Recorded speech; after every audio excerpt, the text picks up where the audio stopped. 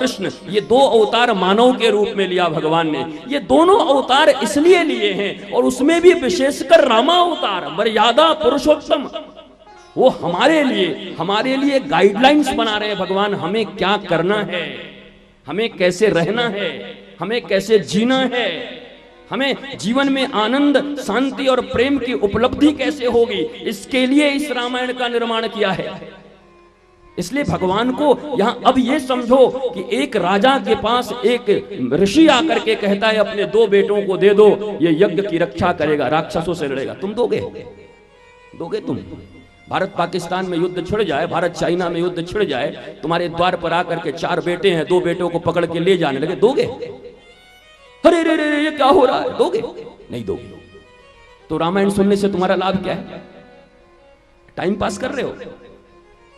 अगर तुम्हारे भीतर में ये भावनाएं जगती नहीं, अगर तुम्हारे भीतर में इन सब कथाओं को सुन करके कोई हलचल पैदा नहीं होता, तो ये टाइम पास करने से क्या लाभ हो? राम भगवान हैं, राम मनुष्य बनकर आए हैं, और राम जो नर लीला कर रहे हैं, उन लीलाओं को अपने जीवन में अगर आत्मसात नहीं कर सकते, उनके चाल चलन चरित्र को अपना नहीं सकते, उनका हंसना बोलना उठना बैठना करना, उनकी वाणी, उनकी गंभीरता, उनका पितृभक्ति, मातृभक्ति, गुरु भक्ति, उनका ब्राह्मणों के प्रति भक्ति, उनका पशुओं के प्रति महाराज उनका प्रेम, पूरे जगत के प्रति प्रेम, निषाद राज के प्रति प्रेम, अगर इन सब चीजों से तुम कुछ सीखना ही नहीं चाहते, तो वही राम कथा का तुम्हारे जीवन में प्रयोजन क्या है? ये क्या 10, 20, 25 लाख रुपए की बर्बादी? 9 दिनों के 3-3 घंटे तुम्हारा भी बर्बाद, मेरा भी बर्बाद, मतलब क्या है इसका? इसलिए एक एक घटना पर देखो, मैं कथा बहुत जल्दी कह सकता हूं, मैं 5 दिनों से लगातार यही कह रहा हूं कि मैं भी कथा पॉइंट टू पॉइंट कह सकता हूं, आती है भगवत कृपा से, वो कथा राम कथा कर दूंगा। लेकिन यार बात ऐसी है, जब तक एक एक चीजों को बढ़िया से चबा न लिया जाए, रोटी तुमको दिया जाए और निगल जाओ तो बढ़िया से हजम नहीं होगा, वो स्वास्थ्य के लिए अच्छा नहीं है। वैसे ही भगवान राम के चरित्र में, भगवान राम के लीला के एक एक घटनाओं को, एक एक संदर्भ को जब तक बढ़िया से चबा न लिया जाए, जब तक उसके रस को पी न लिया जाए, तब तक आगे बढ़ के क्या होगा? वो तो बता ही दिया था, एक राम एक रावण एक क्षत्रिय एक वामन्ना वाने वाकी सिया चराई वाने वाकी लंग जराई, बस इतनी सी बात अन्ना तुलसी ने पोथन्ना। इतना ही तो है रामायण, छोटा सा रामायण है, ये तो हम भी कह सकते हैं।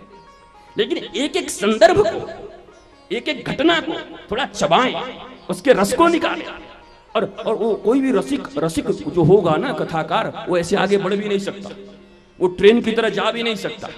एक एक घटना को पकड़ो और उसका सारतत्व क्या है, हमारे जीवन में उसकी उपलब्धि क्या है, हमारे जीवन में उसकी उपयोगिता क्या है, हम ये बात क्यों सुन रहे हैं, हम क्यों सुना रहे हैं और तुम क्यों सुन रहे हो, हम क्यों यहां बैठे हैं, तुम क्यों वहां बैठ के सुन रहे हो, आखिर इसका उपयोगिता क्या है, इसका प्रयोजन क्या है? विश्वामित्र, ये कौन नहीं जानता कि विश्वामित्र आए थे, दोनों को मांग के ले गए, जाकर के ताड़का को, मारीच को, सुबाहु को मार दिए, हो गया। तो इस कथा को सुनने से 50 बार एक ही कथा सुन के क्या करें? एक बार तो जान ही गए कि विश्वामित्र आए दशरथ के दरबार में, आकर के बोला अपने 2 बेटे दे दो। दशरथ थोड़ा नहीं हुए कि उसके बाद चलो दे दिया, लेकर के गए। वो जाकर के वहां पर एक पहले महाराज राक्षस से मिले, ताड़का, उसको मारा, मारीच को मार करके लंका भेज दिया, सुबाहु को मार डाला, जनकपुर गए, पुष्प वाटिका में गए, सिया जी के साथ देखा देखी हुई। उसके बाद बड़ा सुंदर महाराज धनुष यज्ञ हुआ, बढ़िया से जाकर के राम जी ने धनुष को तोड़ दिया, सुंदर बरमाला हो गई, दशरथ जी को बुलाया गया, चारों बेटे आ गए, चारों बेटियां जनक जी की हो गई, सुंदर विवाह हो गया और महाराज बारात की विदाई हो गई। यहाँ पर आ गए, राज तिलक की तैयारी कर रहे थे। उसी समय में मंथरा और कैकेयी ने ऐसी महाराज रचना रच ली कि भगवान राम को फिर वनवास जाना पड़ गया, वनवास चले गए, ये हुआ वो हुआ, रावण मारे, बोला दैट्स इट। यही तो रामायण है। ये हम क्यों सुनाए भी और तुम सुनो भी क्यों? मतलब क्या है इसका? एक एक संदर्भ को, एक छोटी सी छोटी घटना को, अरे पूरी 9 दिन तक एक ही बात पर, एक ही श्लोक पर चले, बल्कि वो अच्छी बात है। फिर अगले साल आएंगे, 2 साल बाद आएंगे तो देखेंगे, दूसरे श्लोक पर चर्चा करेंगे। यहाँ कोई गाड़ी छूटी जा रही है क्या? तसल्ली से, इत्मीनान से एक एक संदर्भ को चबा रहे हैं, देख रहे हैं। विश्वामित्र जी, आखिर भारतीय ऋषि आया है किसी राजा के दरबार पर क्या मांगने? वो मांगने आया है कि मुझे अपनी संतति दो, तुम्हारी संतति श्री राम जो तुम्हारे यहाँ पर है एक राजकुमार बन के रह जाएगा। मैं चाहता हूं इन राम के भीतर में वो सारी विद्याएं आए, वो कौशल आए कि राम सिर्फ महलों के राम बन के न रह जाए। और राम की वनवास की यात्रा का प्रारंभ है ये, रिहर्सल है ये। गुरु विश्वामित्र जानते हैं इनको 14 वर्ष वनवास जाना होगा। ऐसे कोमल राम अचानक 14 वर्ष के लिए कैसे जाएंगे? तो राम और लक्ष्मण को रिहर्सल करवा दिया कुछ दिनों तक वन में लेकर के। एक कंदमूल खाना है, यहाँ सोना है, नदी में स्नान करना है। ऐसे राजकुमार 12 साल तक जो सोने के महलों में रहे हैं, 3-3 मैया जिनकी हिफाजत करती है, लाखों लाख हजारों दास दासियां जिनके पीछे लगे रहते हैं, आज उन संतानों को निकाह कर महाराज कंटीरी झाड़ियों में ले जाते हुए कंट का किरण पथ पर ले जा रहे हैं, नदी के किनारे सुलाते हैं, पेड़ के नीचे सुलाते हैं, फल फूल खिलाते हैं। आज उन राजपुत्रों को राजपुत्र न रहने दिया, वनवासी बना दिया। राम राम बन रहे हैं, राम को राम बना रहे हैं। अगर मनुष्य के रूप में देखो तब भैया ये कौन करेगा? ये जिम्मेवारी किसके ऊपर है कि संतति को बनाए, तुम्हारी संतति को आकर के वो प्रबोध प्रदान करे, बताए कि तुम समाज के लिए क्यों उपयोगी हो, राष्ट्र के लिए क्यों। कोई भी व्यक्ति बेकार नहीं होता, एक शराबी भी बेकार नहीं हो सकता, एक जुआरी भी बेकार नहीं हो सकता। इस दुनिया में परमात्मा ने ऐसा किसी को नहीं बनाया जो बेकार हो। सबके भीतर कोई ना कोई महाराज विशेषता है। बस जरूरत है कंकड़ों में पड़े हुए हो, कोयला के भीतर दबे हुए हो, तुम्हें पता ही नहीं कि तुम हीरा हो। कोयला की खान में कोयले के बीच में दबे पड़े हो, कोई जानता नहीं, लोग उसी के ऊपर से चल रहे हैं। किसको पता कि करोड़ों अरबों का हीरा यहीं पर दबा हुआ है। पर कोई जौहरी आए और कोयले को देखे और पहचान ले इसमें तो हीरा है, और फिर उसको तराश डाले तो वो जो 1.5 रुपए और 1 रुपए के कोयले थे वो करोड़ों और अरबों के हीरे बन गए। ये जौहरी गुरु हैं और कोयले में पड़े हुए हीरे तुम हो। तुम्हारी वासनाओं ने, तुम्हारी दुर्वासनाओं ने, इनकी कालिमा ने तुमको ढक दिया, वरना तुम तो खालिश डायमंड हो। कोई भी हुए बर में किसी को शराबी कबाबी ये वो इनके पीछे भागने वाला, वो करने वाला, लूटने वाला, कोई भी खराब नहीं है। सबके भीतर कोई ना कोई अच्छाई है। अरे वाल्मीकि को नारद न मिलते, सप्तऋषि न मिलते तो उल्टा नाम जपत जग जाना, वाल्मीकि भाई ब्रह्म समाना कैसे होता? अगर नारद कहते हैं ये डाकू है, डाकू से मैं बात नहीं करूंगा, सप्तऋषि कहते डाकू से मैं बात नहीं करूंगा। अच्छा डॉक्टर कोई कह दे मैं रोगी से बात नहीं करूंगा, तुम्हारे पैर में क्या ये घाव बजा रहा है, तुम उल्टी कर रहे हो, तुम्हारा खून निकल रहा है, तुम्हारे हाथ पैर बड़ी गंदे हैं, जा जा जा जा। वो डॉक्टर है कि कसाई है? डॉक्टर का काम क्या है? डॉक्टर का काम ही तो ये है कि जो शरीर से पीड़ित है, लाचार है, उसके पीड़ा को दूर कर देना, उसको स्वस्थ बना देना। ऐसे जीवन में तुम्हारे भीतर जो मानसिक रोग हैं, कामी, क्रोधी, लोभी, मोही, भ्रष्टाचारी, अनाचारी, अत्याचारी, लूटने वाले, पाटने वाले, बहन बेटियों की असमत लूटने वाले, पता नहीं क्या क्या कैसे कैसे क्या कर रहे हो, कोई बात नहीं, ये बीमारी है। तुम आदमी बुरे नहीं हो, बीमारी है। और हमारे देश में ये बात सिखाई गई है, घृणा पाप से करो, पापी से नहीं। पापी से कैसी घृणा? अरे अहिल्या भी तो पाप ही कर गई ना, इंद्र के साथ समागम हो गया। अभी कथा आएगी तो बताऊंगा।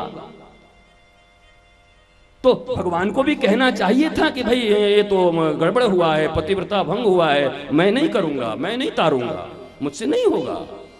भगवान को कहना चाहिए था। विश्वामित्र नहीं ले जाते वहां, पर द्वार पे चल के गए। अरे मरीज आए डॉक्टर तो एक बात समझ में आता है, पर डॉक्टर करुणा बस किसी मरीज के द्वार पर जाए बिना बुलाए। अरे पैसा देकर के कोई बुलाए तो अलग बात है, हाँ फीस घर आने का कितना है 500 रुपया, चलो आ गए, कोई बात नहीं है। पर डॉक्टर करुणा बस गरीब के पास, जिसके पास कुछ नहीं है, 1 रुपए नहीं है, नहीं दे सकता, पेमेंट नहीं कर सकता, और करुणा बस ढूंढता ढूंढता उसके घर में पहुंच गया, किसी बस्ती में, एकदम साधारण बस्ती में, जहां बहुत छोटे लोग रहते हैं, गरीब लोग रहते हैं, और वहां जाकर के किसी का इलाज कर दे। तो डॉक्टर की महानता तो तब है। हमारे राम वैसे ही हैं, विश्वामित्र वैसे ही हैं, खोज कर उद्धार करने गए हैं। अहिल्या नहीं आई, गौतम नहीं आए, उद्धार करने गए हैं। एक बड़ी सुंदर बात, जब दशरथ ने कहा कि मैं राम को नहीं दे सकता, आप मुझे ले चलो, आप जिसको कहोगे मैं मार डालूंगा, मार दूंगा, राक्षसों को मार दूंगा। तो विश्वामित्र ने, वशिष्ठ ने बड़ी अच्छी बात कही, राजा बात मारने की नहीं है, मुझे पता है तुम रघुवंशी हो, सूर्यवंशी हो, दशरथ हो, तुम्हारे भुजाओं में शक्ति है, हाँ, तुम्हारे पूर्वजों का रक्त तुम्हारे भीतर में है, तुम जरूर मार डालोगे। लेकिन विश्वामित्र राम को इसलिए नहीं लेने आए कि वो राक्षसों को मार डाले। बोला ये तो यही बोल रहे हैं, नहीं नहीं राजा दशरथ, अगर तुम गए तो सिर्फ राक्षसों को मार सकते हो, पर राम गए तो उन राक्षसों को मार के तार सकते हैं, इसलिए राम का जाना जरूरी है। मार तो तुम भी सकते पर तार नहीं सकते। राम केवल मारते नहीं है, राम तारते भी हैं। राम और कृष्ण तारने के लिए जाते हैं, मारने के लिए नहीं। रावण मार दिया, कंस मार दिया, पूतना मार दिया, सक्टासुर मार दिया, बकासुर मार दिया, अघासुर मार दिया, ये मार दिया, वो मार दिया। अरे मार दिया, भगवान किसी को मारते? अपनी संतान को मारते? महाराज रासु यज्ञ में ये खड़ा होकर के, क्या नाम है इसका यार, शिशुपाल, भगवान का फुफेरा भाई, गाली पे गाली, गाली पे गाली दे रहा है, एक नंबर का चोर है, ग्वाला है, दूध चुराता था, गोपियों के साथ नाचता था, चरित्रहीन है। वो भगवान चुपचाप बैठे हैं, युधिष्ठिर खड़ा हो गया, खबरदार एक शब्द बोला तो गला काट दूंगा। भगवान ने कहा युधिष्ठिर बैठ जाओ, ये मेरा पर्सनल मामला है, तुम मेरे बीच मत पड़ो, बैठो। और गालियां देने लगा। अर्जुन खड़े हो गए, गांडीव से सिर छेदन कर दूंगा। बैठ जाओ अर्जुन, ये मेरा पर्सनल मामला है। भीम गदा, अरे तुमको मजा आ रहा है गाली सुनने में, भरी सभा में गाली सुन रहे हो? कहा बैठ जा, ये मेरा पर्सनल मामला है। तुमको गाली अच्छी लगती है, गाली दे रहा है। उस समय भगवान ने बड़ी अच्छी बात कही है, अरे भीम गाली दे रहा है ना, पर दिल से दे रहा है। और मैं तुझे एक बात बता रहा हूं कि दिल से दिया हुआ हर चीज, हृदय से दिया हुआ हर चीज मैं स्वीकार करता हूं। आजकल तो लोग दिल से मुझे भोग भी नहीं देते। ये बंदा कम से कम दिल से तो गाली दे रहा है, मन से गाली दे रहा है, चिढ़ के गाली दे रहा है, हृदय लगा के, प्राण लगा के गाली दे रहा है। और जब 101 गाली हुई, भगवान ने कहा खबरदार शिशुपाल, इसके बाद एक भी गाली दिया तो तुम्हारा सिर छेदन कर दूंगा। तो सिर छेदन कर देगा। ये रुक्मिणी हमारी पत्नी को चुराने वाला, तो हमारी पत्नी को ले जाने वाला है ये रुक्मिणी भी। और ऐसा गलत शब्द बोला, 101 गालियां हो गई। सुदर्शन चक्र का आवेश आया, चक्र को छोड़ा, गला काट करके और महाराज उसका वध कर दिया। उसी समय सब लोग चिल्ला उठे, अरे मार डाला, मार डाला, मार डाला। नारद ने कहा चुप हो जाओ मूर्खों, मार नहीं डाला, भरी सभा में तार डाला, तार डाला शिशुपाल। भगवान कभी किसी को मारते? भगवान तारते हैं। इसलिए दशरथ तुम जाओगे तो मार डालोगे, मुझे विश्वास है, पर राम जाएंगे तो वो सुबाहु हो, मारीच हो, ताड़का हो, इन सबों को तार देंगे। और रास्ते में अहिल्या भी पड़ी है, क्या तुम तार पाओगे? क्या दशरथ की शक्ति है कि अपने पांव का रज दे करके और अहिल्या को तार डाले? राम के बाप हैं, लेकिन क्या दशरथ तार डालेंगे? दशरथ के चरण रज से अहिल्या तर जाएगी। इसलिए तुम्हें नहीं, मुझे तो राम चाहिए। और याद रखना बंधुओं, संत भगवान ही मांगता है। संत को भगवान की संपत्ति से मतलब नहीं है। जो गुरु हैं, भगवत संपत्ति से उनकी कोई अपेक्षा आकांक्षा नहीं है। वो तो भगवान मांगने आते, भगवान बांटने आते। तुम आ गए तो तुमको भगवान दे देंगे, और तुम्हारे पास भगवान है तो तुमसे ले लेंगे। हरी कथा सुना देंगे, तुम्हारे पास कुछ हरी चर्चा है तो सुन लेंगे।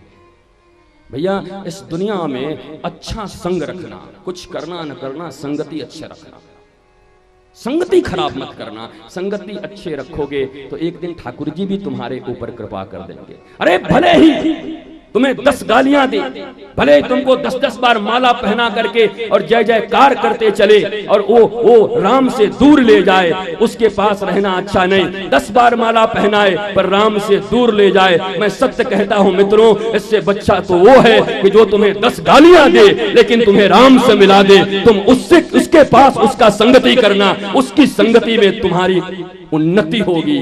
लेकिन माला पहना के भी जो राम से दूर कर देना, वो तुम्हारा शत्रु है, उसके साथ मत रहना। तुम्हारी जिंदाबाद, जय जयकार, वाह वाह वाह वाह वाह वाह वाह, पर राम से दूर कर रहा है। और भले ही गाली दे, गुस्सा हो जाए, नाराज हो जाए, पर जिनको देखकर तुमको श्री कृष्ण का स्मरण हो जाए, राम का स्मरण हो जाए, वो संत हैं, वो गुरु हैं।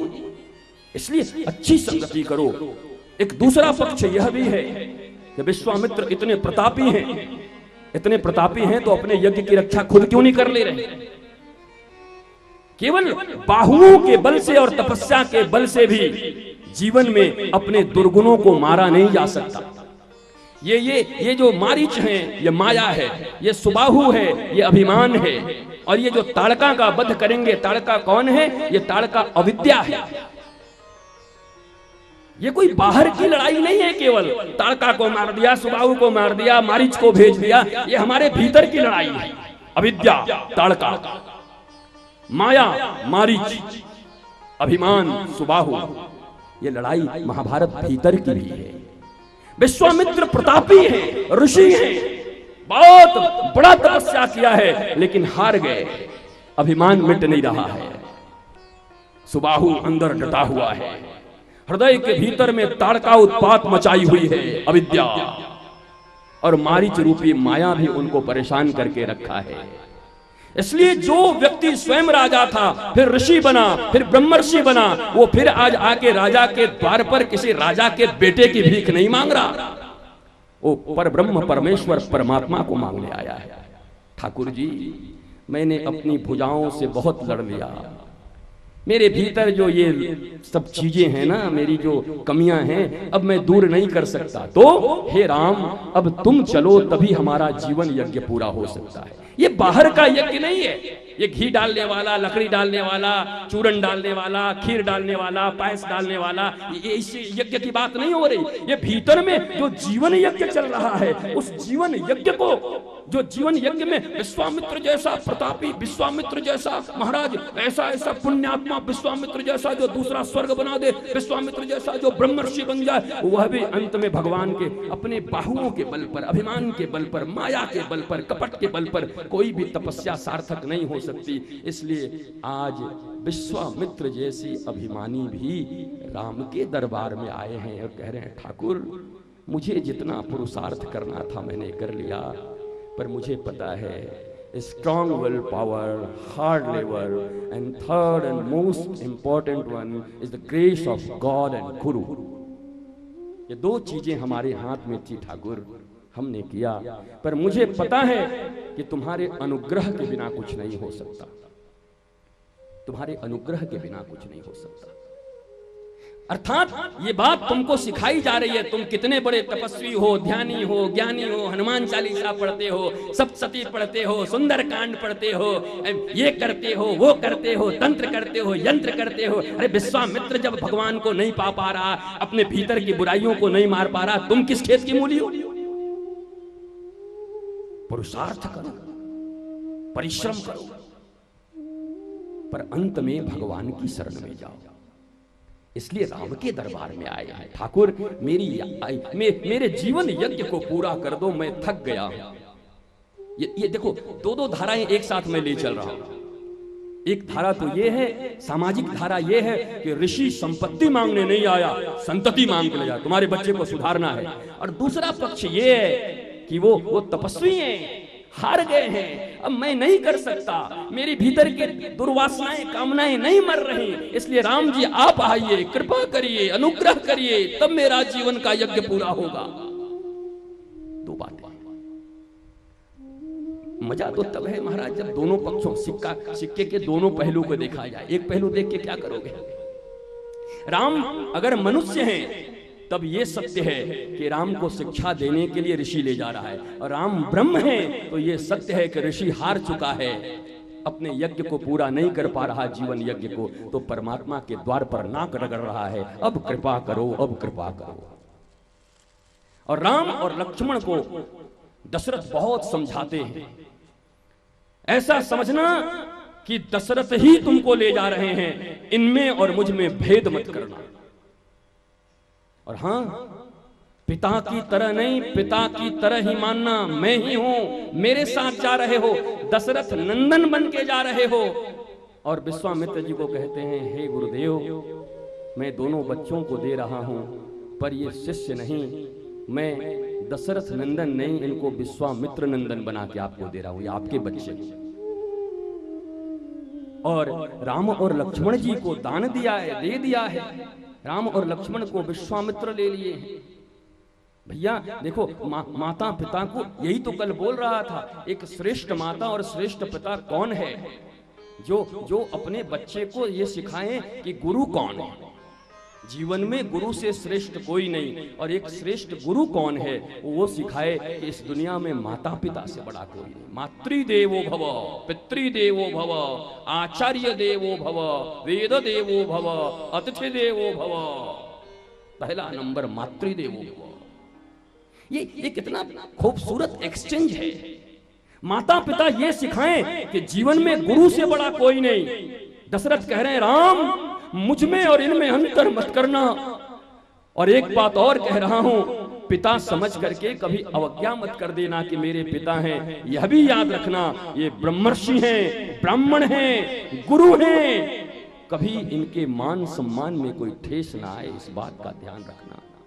वाह वाह, क्या बात है। कई बार हम साधु का अवज्ञा कर देते हैं। ये साधु की करुणा है, कृपा है। कोई साधु, मेरे जीवन में ऐसी घटनाएं कई घटी हैं। किसी को माँ कह दिया, कई साधु वो मेरी माँ है, ये मेरे बड़े भैया जैसे हैं। अरे ये साधु की करुणा है, कृपा है तुम्हारे प्रति, तुमको खुश होना चाहिए। वाह वाह वाह, इनके हृदय में मेरे लिए इतना प्रेम, तुम्हारा वही झुकाव होना चाहिए। ऐसा नहीं कि कह दिया कि मेरे बड़े भाई जैसा, तो मुझे प्रणाम करो, मैं तुम्हारा बड़ा भाई हूं। संबंधों का दुरुपयोग मत करो। साधु करुणावान होता है, गुरु करुणावान होता है, ईश्वर करुणावान होता है। उनके संबंधों का दुरुपयोग मत करना कभी, नहीं तो दुर्गति में पड़ जाओ। और साधु को पहचानना भी इतना आसान नहीं है। साधु के स्वरूप को तुम देख सकते हो, स्वभाव कैसे समझोगे? और स्वरूप कुछ नहीं होता, सबसे बड़ी चीज होती है स्वभाव। कई बार ऐसा जीवन में हुआ है महाराज, कई बार लोग नहीं पहचान पाए। हरिदास ठाकुर, वो जाकर के बेश्या के घर के पास अपना घर बना लिए, कुटिया। अरे शिष्यों ने कहा, अरे महाराज ये क्या कर रहे हो? हजारों लोग आपके फॉलोअर्स हैं, आपको प्रणाम करते हैं, आपके द्वार पर आते हैं। अरे एक आदमी नहीं आएगा, बदनामी हो जाएगी। हरिदास ठाकुर कहते, यही तो चाहता हूं, यही चाहता हूं कि लोग मुझे बेश्यागामी समझें, मेरे पास ना आए। जितने कम लोग आएंगे उतना भजन आराम से कर पाऊंगा। अब क्या हरिदास ठाकुर बेश्यागामी है? दूर से देखने वाला कोई कहेगा, बेश्या के कोठे के सामने कुटिया क्यों बनाया है? ये तुम्हारी दृष्टि है, पर हरिदास ठाकुर की दृष्टि है कि भक्तों ने परेशान कर दिया है। सुबह शाम रात्रि गुरुदेव की जय हो, गुरुदेव की जय हो, गुरुदेव। न साधन होता है, न भजन होता है, न कीर्तन होता है, कोई उपाय नहीं मिला। तो बेश्या के घर के सामने जाके घर बना दी नहीं। बोला अब तो बदनामी कर दो, अब मत आना। वो साधु साधु नहीं जो संख्या बढ़ाए, वो गुरु गुरु नहीं जो माइक पर दीक्षा दे करके चेलों की संख्या बढ़ाता चले। 10 लाख चेले, 1 करोड़ चेला, 1.25 लाख चेला, गाय भैंस बकरियों की तरह पकड़ के रिक्शा वालों को, ठेले वालों को, रास्ते पे जाते हुए लोगों को पकड़ के बिठा दिया गया। बैठिए बैठिए बैठिए, बस आपको एक चीज दिया जा रहा है 2 मिनट के लिए। यहाँ पर ओम नमो भगवते वासुदेवाय, ओम नमो भगवते वासुदेवाय, ओम नमो भगवते वासुदेवाय। ऐसे ऐसे तुम्हारा दीक्षा हो गया। ये दीक्षा है, ये दीक्षा है। क्या क्या क्या अवनति हो गई साहब। दीक्षा का अर्थ है सीधी, अगर मुझसे पूछो, दीक्षा लेने का मतलब है दी इच्छा। शिष्य ने अपनी इच्छा गुरु को दे दिया, दी इच्छा। मेरी सारी इच्छा मैंने आपको दे दिया, हे गुरुदेव अब मेरी कोई इच्छा नहीं है। ऐसा दीक्षा। दीक्षा लेकर के गुरुजी अब तो दीक्षा ले लिए हैं, अब कब कृपा होगा? वो घर बनना था एक, उसको मकान होना था, दुकान होना था, हद कर दी नहीं यार। दीक्षा लेवे को मतलब ही है कि तुमने अपने जीवन की सारी इच्छाओं को अपने गुरु के चरणों में समर्पित कर दिया। अब मेरी कोई इच्छा नहीं है, जो तुम्हारी इच्छा वही मेरी इच्छा गुरुदेव। इसको दीक्षा कहते हैं। कागज कलम पे लिख के, नंबर बढ़ा के, नाम बना के 2000, 5000, 10,000, ये क्या संरचना बन रही है समाज की? ये क्या हो रहा है ऋषियों और लोगों के बीच में? हमारी सनातन परंपरा को घुन क्यों लग रही है? और हम भी ऐसे ही हैं, कामी, क्रोधी, लोभी। हमको भी वही चाहिए, ये इस दरवाजे पर नहीं तो इस दरवाजे पर, इस दरवाजे पर नहीं तो उस दरवाजे पर। हमको बेटा चाहिए, तुम दो तो ठीक, नहीं तो वहां चले, नहीं वहां चले। तू गुरु खोजने आया कि दुकान पे आया बदमाश? तू क्या लेने आया है? ये तो तू गलियों में, मार्केट में, दुकान पे खोज रहा है। आपके पास है 1 नंबर का वो? नहीं। आपके पास है? वहां है, उसको जहां मिलेगा वहां खरीद लेगा। तू क्या लेने आया? और याद रखना, किसी संत के द्वार पर कोई सांसारिक वस्तु नहीं मिलती। संत तो ठाकुर देता है, संत तो परमात्मा देता है, दृष्टि देता है। हाँ, उस गुरु का त्याग कर दो जो तुमको ठाकुर से नहीं मिला पा रहा है। उस गुरु का त्याग कर दो जो तुमको ठाकुर की बात नहीं सुनाता। लेकिन आज तो उसको ही त्याग दे रहे हैं जो केवल ठाकुर की बात सुनाता है। अरे यहाँ तो कोई बात ही नहीं, बस कथा, भगवान, हम मरे जा रहे हैं, हमारा ये प्रॉब्लम है। वहां गए थे, वहां पर वो गुरुजी तो बड़े अच्छे हैं, ओम नम फाट फूट खाट खोट स्वाहा किए, मेरा काम हो गया। नहीं नहीं नहीं, इसके लिए साधु नहीं है। ये गलत द्वार पर तुम नॉक कर रहे हो, गलत दरवाजा खटखटा रहे हो। वो तुम अंधा गुरु बहरा चेला, मांगे गुड़ तो देवे ढेला, नरक में ठेला ठेली। ऐसे गुरु का ध्यान है शिष्य के धन पर कैसे हरण करूं, और शिष्य का ध्यान है मेरा गुरु तो बड़ा सिद्ध है, बस कैसे माल बना लूं। दोनों के मन में कपट है। 2 कपटी मिलेंगे तो क्या होगा? एक कपटी तो इतना उत्पात करता है, कहीं 2 कपटी मिल गए तो क्या होगा? इसलिए उन्हीं के द्वार पर जाओ जो तुम्हें कृष्ण और राम की बात सिखाए। अगर वास्तव में मस्ती चाहते हो, चैन चाहते हो, आनंद चाहते हो, जीवन की उपलब्धि चाहते हो, तो उन्हीं द्वार पर जाओ जहां पर विशुद्ध राम और कृष्ण की बातें होती हों। जो तुम्हारे मुंह को देखकर चापलूसी नहीं करता, तुम्हारी चापलूसी करे वो गुरु नहीं, हो ही नहीं सकता। वो गुरु सत्य उद्घाटित करता है, गुरु सत्य का वाहक है, वो सत्य प्रदान करता है। इसलिए उसके द्वार पर सत्य की आकांक्षा लेकर जाओ, शांति की आकांक्षा लेकर जाओ। विश्वामित्र राम और लक्ष्मण को लेकर के चले हैं, और रास्ते में सरयू के तीर तक सब अवध वासी आए हैं, फिर सबको विदा कर दिया है। और तत्पश्चात राम चले हैं और आगे जंगलों की ओर बढ़े हैं। पहली बार महाराज जंगल में अद्भुत व्यवस्था है। ऐसे सो जाना, फलमूल खा जाना, गुरुदेव का चरण चापन करना, दोनों राजकुमार आज तक उनकी सेवा होती आई है, पर रात्रि में गुरुदेव सो जा रहे हैं तो चरण दबा रहे हैं दोनों। और लक्ष्मण जी तो और महाराज, राम जी तो दबा के सोए भी गए, तो अब जब गुरु जी को छोड़े तो फिर भैया को दबा रहे हैं। लक्ष्मण जी जैसा वो वैराग्य की प्रतिमूर्ति है, वैराग्य। राम ज्ञान है, लक्ष्मण वैराग्य है। और विश्वामित्र के साथ राम लक्ष्मण चल रहे हैं। इसका मतलब समझे, इस दुनिया के हर साधु के साथ राम लक्ष्मण रहते हैं। जिस साधु में ज्ञान न हो, जिस साधु में वैराग्य न हो, काहे का साधु है, किस बात का साधु है? राम और लक्ष्मण का मतलब है साधु के हाथ में, एक हाथ में ज्ञान और एक हाथ में वैराग्य। 1 मिनट न लगे दुनिया को छोड़ने में, 1 मिनट न लगे तुम्हारे पद और प्रतिष्ठा को लात मारने में, 1 मिनट। और एक हाथ में ज्ञान, ये राम और लक्ष्मण है, हर साधु के हाथ में है, हर गुरु के हाथ में है राम और लक्ष्मण। दिव्य और अपूर्व भाव से महाराज अनंत सेवा कर रहे हैं, और जंगल की जो सारी चीजें हैं मानो सब बता रहे हैं। विश्वामित्र देखो राम, ये देखो राम, ये देखो राम। इसलिए साधु को, साधु, मेरी कथा बहुत बची भाई, इसलिए साधु को भैया याद रखना, साधु के साथ चल रहे हो, गुरु के साथ चल रहे हो, तो अपनी इच्छा को उनके चरणों में समर्पित करके चलना। गुरु के साथ भी हो और अपनी इच्छा भी है। तुम्हारे इच्छा का सम्मान न हुआ तो तुमको क्रोध आ गया, तुम्हारे इच्छा के अनुरूप काम न हुई तो तुमको क्रोध आ गया। तो गुरु तुम हो कि जिसको बनाया है वो है? आखिर गुरु कौन है?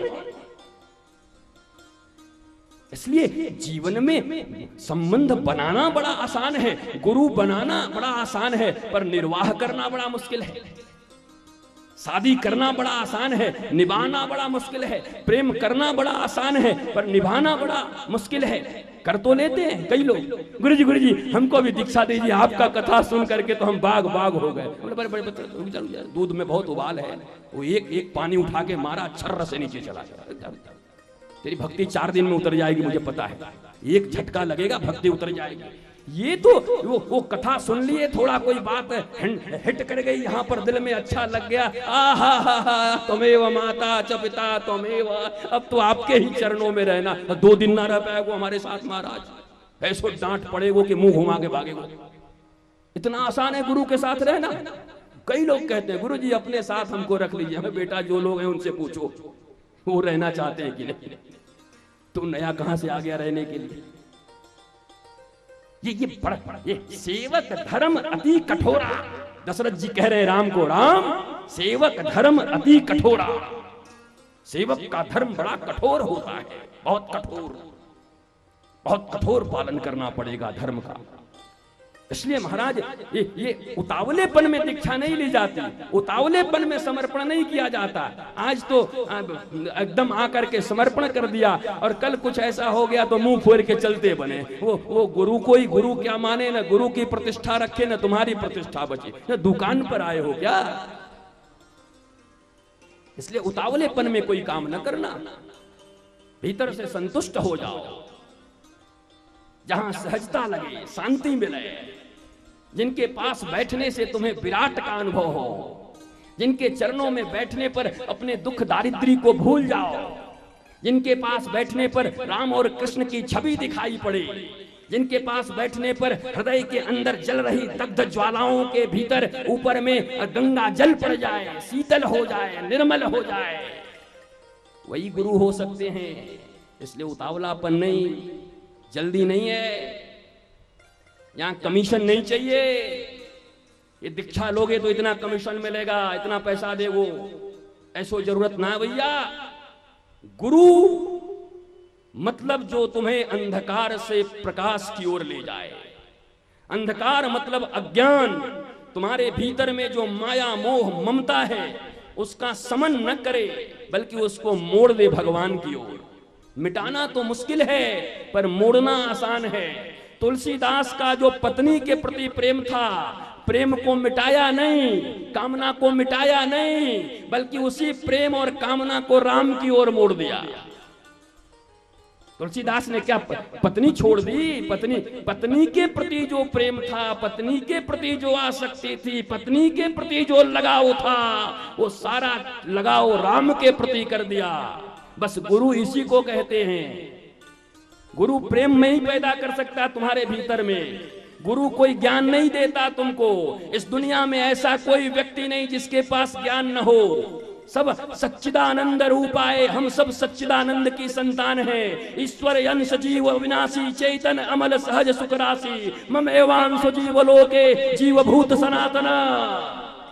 उस सनातन परमात्मा के तुम अंश हो, और जब वो चिद है, ज्ञान स्वरूप है, तुम उसी के अंश हो। इतना बड़ा मिश्री हो या मिश्री का इतना छोटा कण हो, दोनों ही मीठा होंगे।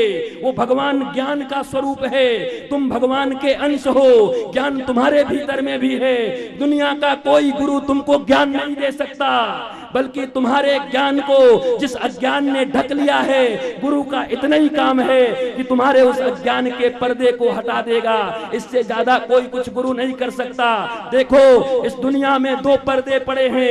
एक पर्दा ठाकुर जी के ऊपर पड़ा है, एक पर्दा तुम्हारी आंखों के ऊपर पड़ा है। ठाकुर जी के ऊपर जो पर्दा ठाकुर जी ने डाला है वो माया का पर्दा है। तुम्हारी आंखों पर जो पर्दा पड़ा है वो वासना का पर्दा है। यूं समझ लो बिहारी जी के मंदिर में गए हो, सामने खड़े हो गए और एक नई नवेली बहू तुम्हारी गई है तुम्हारे साथ, जिसके हाथ में मेहंदी लगे हैं और घूंघट यहाँ तक कढ़े हुए हैं। बिहारी जी के मंदिर में चले गए, सब लोग एक साथ खड़े हैं। बिहारी जी के मंदिर में भी पर्दा लगा हुआ है, दर्शन नहीं हो रहा है। अचानक पर्दा खुला, सबने जय जय श्री राधे किया, दर्शन कर रहे हैं, पर बहू को अभी भी दर्शन नहीं हो रहा, क्योंकि बहू के घूंघट पड़े हुए हैं और हाथों में मेहंदी लगी है। हटाए भी तो कैसे हटाए? उसी समय इंतजार करती है, मेरे पतिदेव अगर जाते आ जाते, मेरे प्रियतम आ जाते और वो मेरे घूंघट को हटा देते तो मैं भी बिहारी जी की दर्शन कर पाती। ठीक उसी समय उसका पतिदेव आता है और उसके घूंघट को उठाता है और उसको भी बिहारी जी का दर्शन हो जाता है। भैया दुनिया में यही समझो, ईश्वर के ऊपर, ईश्वर ने अपने ऊपर माया का पर्दा डाला, हमारे आंखों के ऊपर वासना का पर्दा डाला है, हाथों में आसक्ति की मेहंदियां लगी है। हम चाह के भी अपने वासना के पर्दे को मिटा नहीं सकते। ठाकुर ने अपने अनंत लीलाओं को करके रामा अवतार, कृष्णा अवतार, हैग्रीवा अवतार, नरसिंहा अवतार, अनंत अवतारों को करके अपने माया के पर्दे को हटा दिया। सब दर्शन कर रहे हैं, पर हमारे ऊपर अभी भी वासना का पर्दा पड़ा है, हाथों में आसक्ति की मेहंदी लगी है, हम दर्शन नहीं कर पा रहे। हम सोच रहे हैं कोई आ जाता, उसी समय में एक व्यक्ति आता है, हमारे वासना के पर्दे को हटा देता है और हम भी दर्शन कर लेते हैं। ये वासना का पर्दा हटाने वाला कौन है? उस बहू के लिए उसका पति है और शिष्य के लिए उसका गुरु है। गुरु पर्दा हटा देगा तो तुमको भी बिहारी जी का दर्शन हो जाएगा। ये गुरु ही है जो तुम्हारे वासना के पर्दे को हटा सकते, नोबडी एल्स, कोई नहीं। और तुम्हारे हाथों में तो मेहंदी लगी है, आसक्ति की, काम की, क्रोध की, लोभ की, मोह की। तुम्हारे आंखों पर जो पर्दा पड़ा है वो उसमें शक्ति नहीं कि तुम राम को देख सको, तुम कृष्ण को देख सको, नरसिंह को देख सको। इसलिए गुरु चाहिए, और वो गुरु जो निराभिमानी हो, वो गुरु जो अनासक्त हो, आसक्ति नहीं हो तुम्हारे धन में, तुम्हारे तन में, तुम्हारे घर में, तुम्हारी संपत्ति में। अगर उसमें आसक्त हुआ तो तुम्हारे वासना के पर्दे को वो भी नहीं हटा सकता। वो प्रियतम गुरु है जो तुम्हारी घूंघट को उठा करके और सुंदर बिहारी जी का दर्शन करा देते हैं। ये गुरु का काम है। गुरु कोई साधारण शब्द नहीं है, इसलिए विश्वामित्र गुरु बन के आए हैं महाराज। राम और लक्ष्मण को ले गए, जंगलों में सोते हैं। एक दिन महाराज प्रातः काल, कभी कभी ऐसा भी होता है, उसमें तो लिखा हुआ है तुलसीदास के रामायण में कि गुरुदेव से पहले राम उठ जाते हैं, लेकिन राजकुमार हैं, राजा के बेटे हैं, अभी 12 साल की आदत लगी हुई है, कभी कभार एक दिन देर तक सोए रह गए। तो अब क्या गुरुदेव कोई ऐसा है इतनी देर तक सोता है? नहीं, बिल्कुल नहीं। जैसे माँ कौशल्या उठाती है वैसे जाकर के धीरे धीरे राम को उठाते हैं। गुरु भी अपने शिष्य को अपने बालक से भी ज्यादा प्रेम करे और शिष्य भी अपने गुरु को अपने पिता से भी ज्यादा प्रेम करे, तब तो ये संबंध पवित्र रह सकता है, पवित्र रह पाएगी। बड़ी प्यार से उठाते हैं महाराज जाकर के। कौशल्या प्रजा रामा, बड़ा सुंदर महाराज श्लोक है। विश्वामित्र जी ने एक सुभाषित का वहां पर निर्माण किया है वाल्मीकि रामायण में। राम जी को उठाने के लिए श्लोक का निर्माण किया है महाराज, बड़ी सुंदर, अति सुंदर।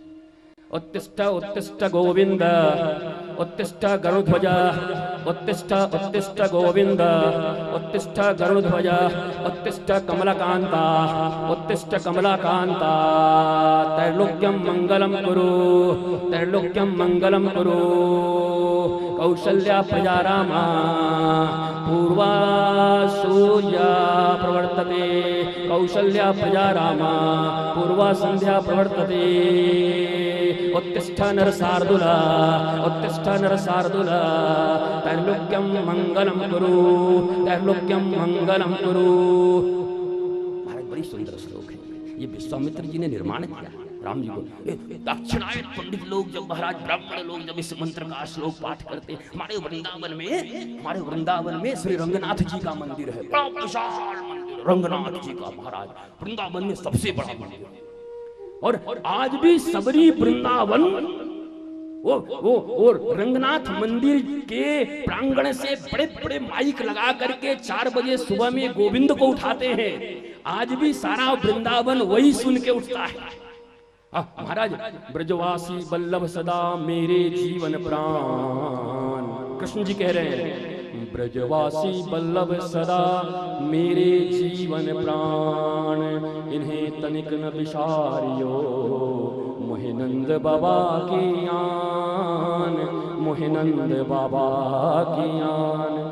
ब्रजवासी बल्लभ सदा मेरे जीवन प्राण,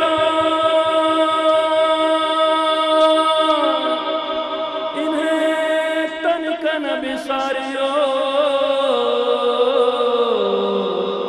मेरे जीवन प्राण, इन्हें तनिक न बिसारियो मेरे जीवन प्राण। इसीलिए शायद गोविंद को नहीं उठाया जाता बल्कि सारे ब्रजवासियों को उठाया जाता है। उत्तिष्ठ उत्तिष्ठ गोविंद।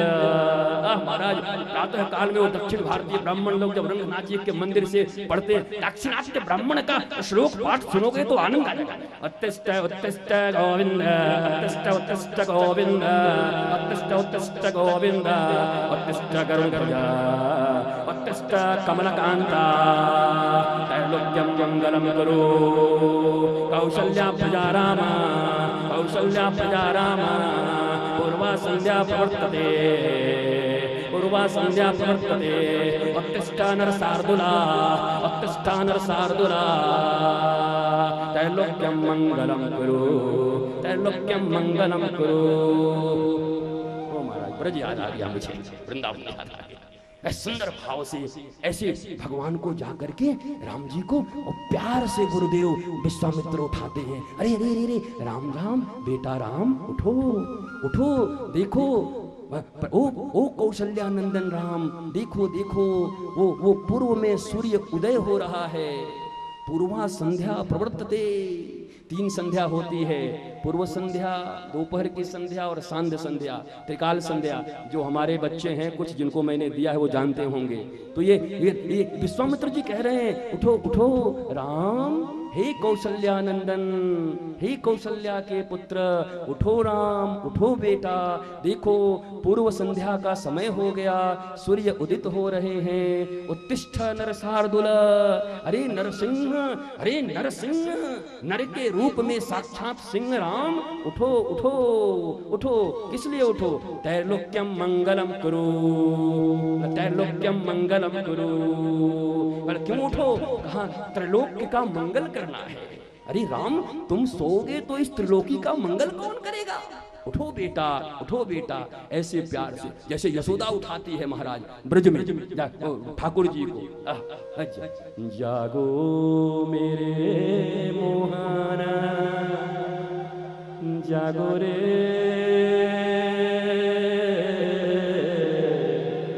मोरे मोहन,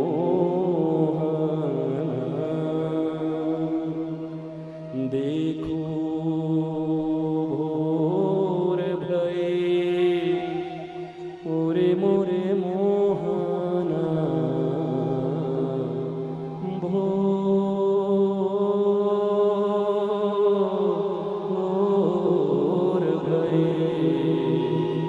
जागो जागो बंसी मारे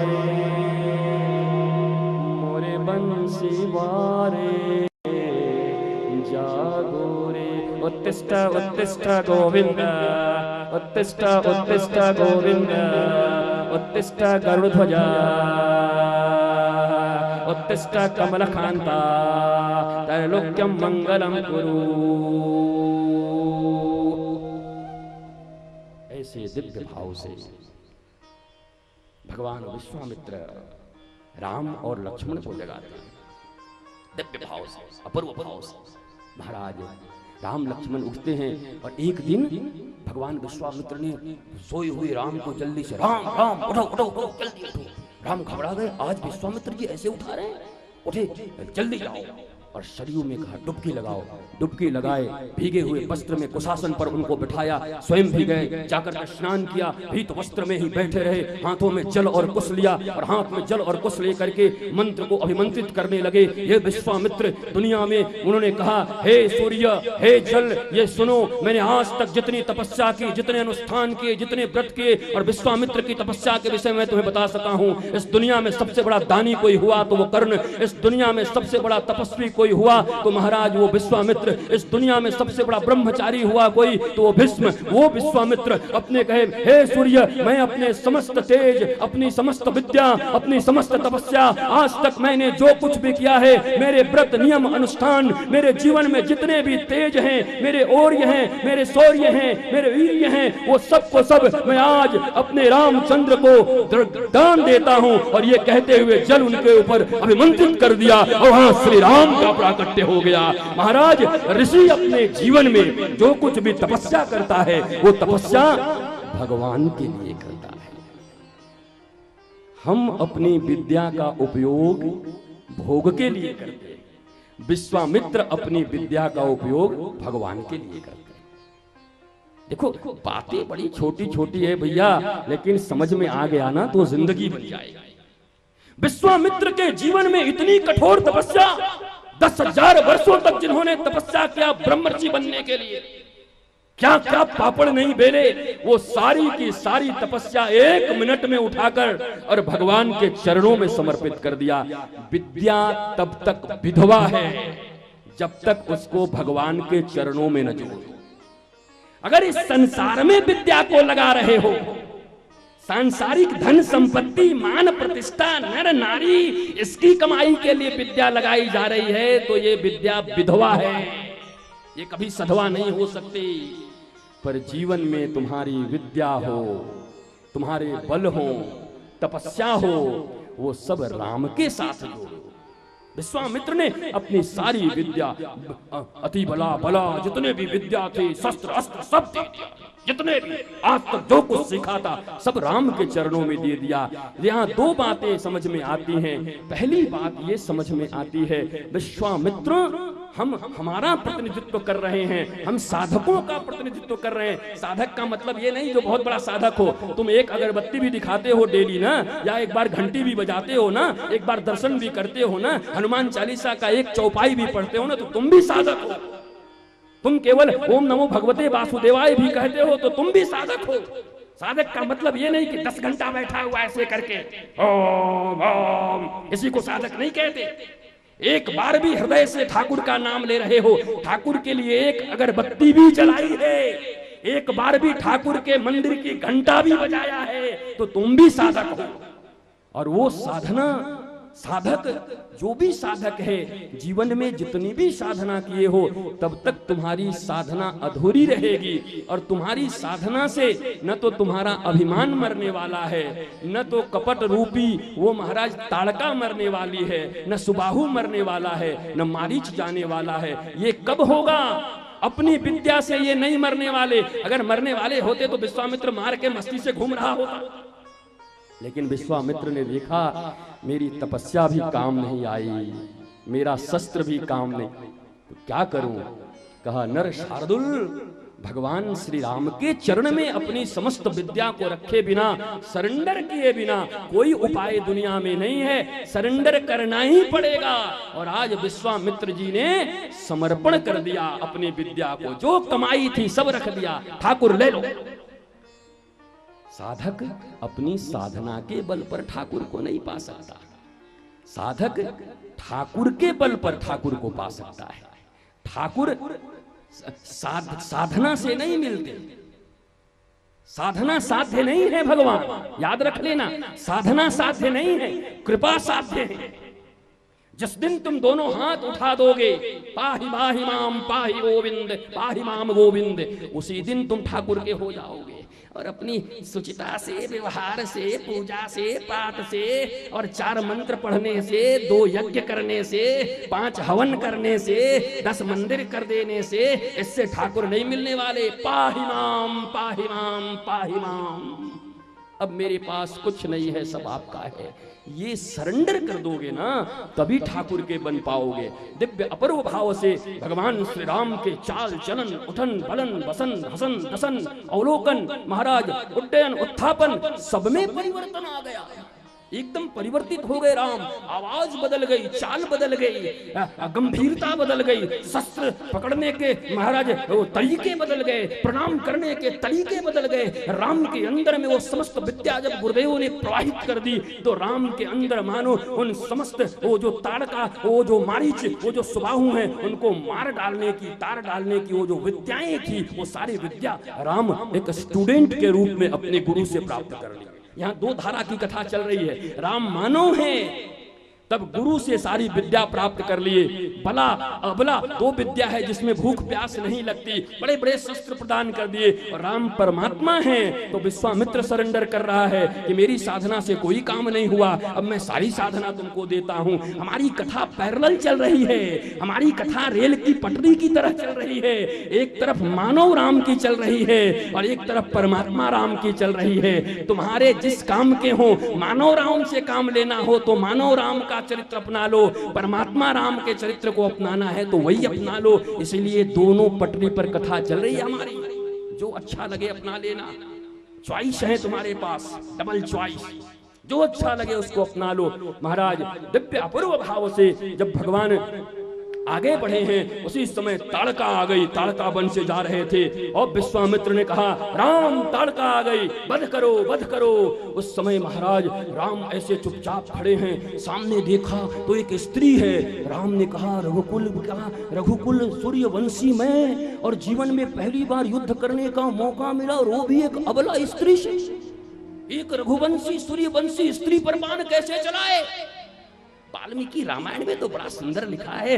अरे विश्वामित्र भी ऐसे हाथ करके खड़े हैं, मैंने जो राम को विद्या विवेक दिया है, अभी इसके विवेक और बल की परीक्षा लेता हूँ राम की, देखता हूँ अपने सूर्यवंश की रक्षा करते हैं या गुरु के आदेश की रक्षा करते हैं। विश्वामित्र भी खड़े हैं, लक्ष्मण भी खड़े हैं, भैया अब क्या करेंगे? अरे अबला को मार नहीं सकते हम, सूर्यवंशी स्त्री को मार नहीं सकते, इधर गुरुदेव का आदेश है, नहीं तो यज्ञ विघ्न हो जाएगा, यज्ञ भंग हो जाएगा। उस समय विवेक की परीक्षा हो रही है राम के। मैंने तुम्हें कहा ना, राम केवल सबल नहीं है, राम सबल हैं, सरल हैं, सजल हैं और विवेकवान भी हैं। भैया केवल बल नहीं है राम के पास, विवेक युक्त बल है। बुद्धि से नहीं चलते, उनकी बुद्धि विवेक, बुद्धि के ऊपर विवेक बैठती है। बुद्धि खाली रहे तो जीवन में अनर्थ हो जाएगा, और बुद्धि के ऊपर विवेक रहे तो तुम्हारे काम बन जाएंगे। दिव्य अपूर्व भाव से उसी समय राम ने अपने धनुष को उठाया है, बाण उठाया है, और महाराज दनादन दनादन दनादन सैकड़ों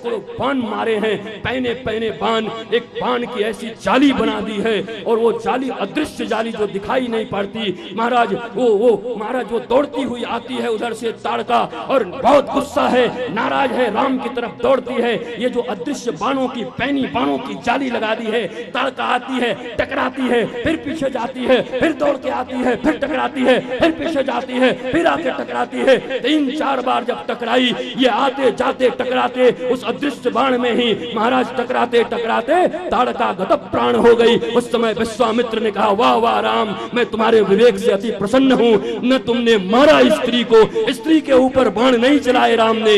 बाणों की एक वाल्मीकि रामायण मूलाधार रामायण है। तुलसी जी तो कहते हैं कि मार ही एक बाणा, एक तीर में मार दिया। लेकिन राम सूर्यवंशी हैं, राम रघुवंशी हैं, राम परमात्मा है, राम क्षत्रिय हैं, राक्षसी ही क्यों न हो, लेकिन महिला के ऊपर पहले महाराज बाणों का प्रहार नहीं कर सकते। इसलिए राम ने एक अदृश्य जाल बना दिया और पूतना गत प्राण हो गई। भैया इस दुनिया में बल होना अच्छी बात है, पर बल के साथ विवेक भी होना अच्छी बात है। केवल बल से नहीं होगा। कई ऐसे बलवान लोग होते हैं लेकिन यहाँ से पैदल होते हैं, शरीर तो ऐसा हिंद केसरी, पर यहाँ से पैदल। ये एक महाराज बड़े बड़ी बढ़िया एकदम मजबूत आदमी, वहां को मैया ने कहा जा 100 ग्राम दूध लेके आ जा। वहां को गिलास दियो, गिलास लेके गयो दूध लावे को। महाराज दूध वाले ने दूध दिया और गिलास भी इतनी छोटी कि 80 ग्राम में दूध आई। बोला 80 ग्राम आया, 20 ग्राम कहाँ लूं? तो पहले के गिलास में पेंदी होते थे ना, पेंदी नीचे, वो महाराज पैदल आदमी मोटा तगड़ा पहलवान है, छोड़ थोड़े दूंगा, चल इसमें डाल दे। वाने महाराज गिलास उल्टा क्यों, 20 ग्राम दूध लेके आ गए। मैया ने पूछे अरे कपूत 20 ग्राम लेके आ रहा, बाकी 80 ग्राम कहाँ है? अरे मैया मैं क्या इतना मूर्ख हूं, देख इधर बाकी का। दोनों ही गए महाराज दिमाग से पैदल। जांजगीर वासी दिमाग से पैदल हैं कि हमें पता ही नहीं चला तो समझ में आया। वो केवल बुद्धि से काम नहीं चलेगा, केवल बल से काम नहीं चलेगा, विवेक भी चाहिए। बल के साथ विवेक की आवश्यकता है। अगर विवेक नहीं है तो काम नहीं बनेगा। राम के पास बल भी है, राम के पास विवेक भी है, राम के पास बुद्धि भी है, राम संकोची भी है, राम प्रसारण भी करते हैं, राम कभी कभी संकीर्ण बन जाते हैं, और राम विराट भी है। भाई करतुम अकर्तुम सर्वथा करतुम, भगवान का मतलब ही होता जो करने लायक है वो भी कर देगा, जो न करने लायक है वो भी कर देगा। जब वो न करने लायक नहीं कर सके तो भगवान किस काम का है? He is almighty God. जो करने योग्य है वह भी कर देगा और जो न करने योग्य है उसको भी करेगा। इसी को तो भगवान कहते हैं। इसलिए कृष्ण की रास लीला पर हाथ मत उठाया करो, उंगली मत उठाया करो। मजबूरी हमारो है कि हम भागवत नहीं कर रहे हैं महाराज। भाई भागवत कर रहे होते तो रास के प्रसंग को उठा लिए होते, फिर तुम्हें राम और कृष्ण के विषय में समझाते। तुम्हारी बुद्धि कहाँ अटकी है? तुम किस बुद्धि से राम और कृष्ण को देखते हो? नहीं, हम तो राम कथा में हैं। ये आपको मर्यादा है, या कि मर्यादा में 5 दिन है गए महाराज तक तो विवाह नहीं हुए। आपको अब क्या होएगा भगवान जाने। तो हनुमान जी जो करेंगे वही होगा, हम क्या करेंगे महाराज। दिव्य अपूर्व भाव से महाराज ताड़का का वध किया है। बोलो सियावर रामचंद्र भगवान की, बोलो वीर रघुनाथ भगवान की। महाराज प्रथम राक्षसी का वध किया है। कृष्णावतार और रामावतार में एक बड़ा सुंदर ट्विस्ट है, बड़ी सुंदर बात है। कृष्णावतार में भी भगवान पहला जिसका वध किए वो भी स्त्री पूतना, और रामावतार में भी भगवान आए 12 साल के होकर के मूंछ पे ऐसे करते हुए और बोल रहे हैं पिछले अवतार में तो महिला को मार दिया था, मैं देखो अभी निकला हुआ है। सो भयो कि महिला ही सामने आ गई, राक्षसी आ गई। भैया इसका वेदांत का अर्थ ये है कि ये स्त्री को नहीं मार रहे हैं। ये जो राक्षसत्व है, असुरत्व है, जो गंदगी है, जो समाज की ये जो असुरत्व प्रवृत्ति है, पहले उसकी जननी को मार रहे हैं। असुरता जहां से पैदा होती, स्त्री को मारने का मतलब असुर जहां से पैदा होते हैं पहले उस स्रोत को बंद कर दिया। ताड़का मार दिया, पूतना मार दिया, स्त्री मार दिया। इसका वेदांत क्या है? वेदांत ये है कि पाप को केवल मिटाओ मत। एक पाप छोड़ोगे, 2 छोड़ोगे, लेकिन पाप पैदा करने वाली मशीन तुम्हारे हृदय में है तो वो तो नया नया रोज पाप पैदा करेगी। इसलिए भगवान श्री कृष्ण ने प्रारंभ किया पूतना को मार के। मानो जहां फैक्ट्री है जन्म लेने की, पहले उसको समाप्त करो। जहां से पाप पैदा लेता है ये जननी है पाप की। अपने जीवन में भी ताड़का और पूतना के वध का मतलब है कि जहां से पाप जन्म लेता है पहले उसको बंद करो। और नहीं क्या करते हैं हमने कोई पाप किया और पाप के बाद पंडित से, वो पंडित जी क्या करें, महामृत्युंजय का जप करवा लो। पंडित जी हमसे एक पाप हो गया, क्या करें, गाय मर गई, बोला ये जप करवा लो। पंडित जी हमसे ये पाप हो गया, बोला ये जप करवा लो। तुम्हारे उस पाप का जो फल है उसका तो समन हो गया, लेकिन पाप करने की जो प्रवृत्ति तुम्हारे भीतर में, पाप मारना आसान है पर पाप की प्रवृत्ति को मारना बड़ा मुश्किल है। पाप करने की जो प्रवृत्ति तुम्हारे भीतर में है, अरे पाप करने की वृत्ति रहेगी तो रोज नया पाप करोगे। इसलिए जीवन में राम और कृष्ण ये सिखा रहे हैं कि पाप मारने से पहले पाप पैदा करने वाली प्रवृत्ति को मार डालो। ये एक संकेत है, ताड़का और पूतना वध का ये संकेत है। दिव्य अपूर्व भाव से भगवान आगे बढ़े हैं। महाराज सुंदर तरीके से भगवान आगे बढ़े। मारीच आ गया। अब मारीच महाराज, मारीच कौन है बताओ तो? मारीच माया है। भगवान ने एक बाण निकाला और या को धीरे से ऐसे मारो कि महाराज 100 योजन लांघते हुए लंका में जाके गिरा। ये मारीच ही है जिसने राम का पहली बार लंका में जाके प्रचार किया। विभीषण, देखो लंका में 2 लोग राम के भक्त हैं, तुम नहीं जानते, तुम कहते हो कि केवल विभीषण है। 2 भक्त हैं, एक है प्रेम से भक्ति करता है विभीषण और एक भय से भक्ति करता है मारीच। वाल्मीकि रामायण कहती है लंका में राम के 2 भक्त हैं, एक भक्त है मारीच। बाण जब खाया और 100 योजन दूर गिरा तो महाराज रो अक्षर कोई कह देता तो भय कर डर रो।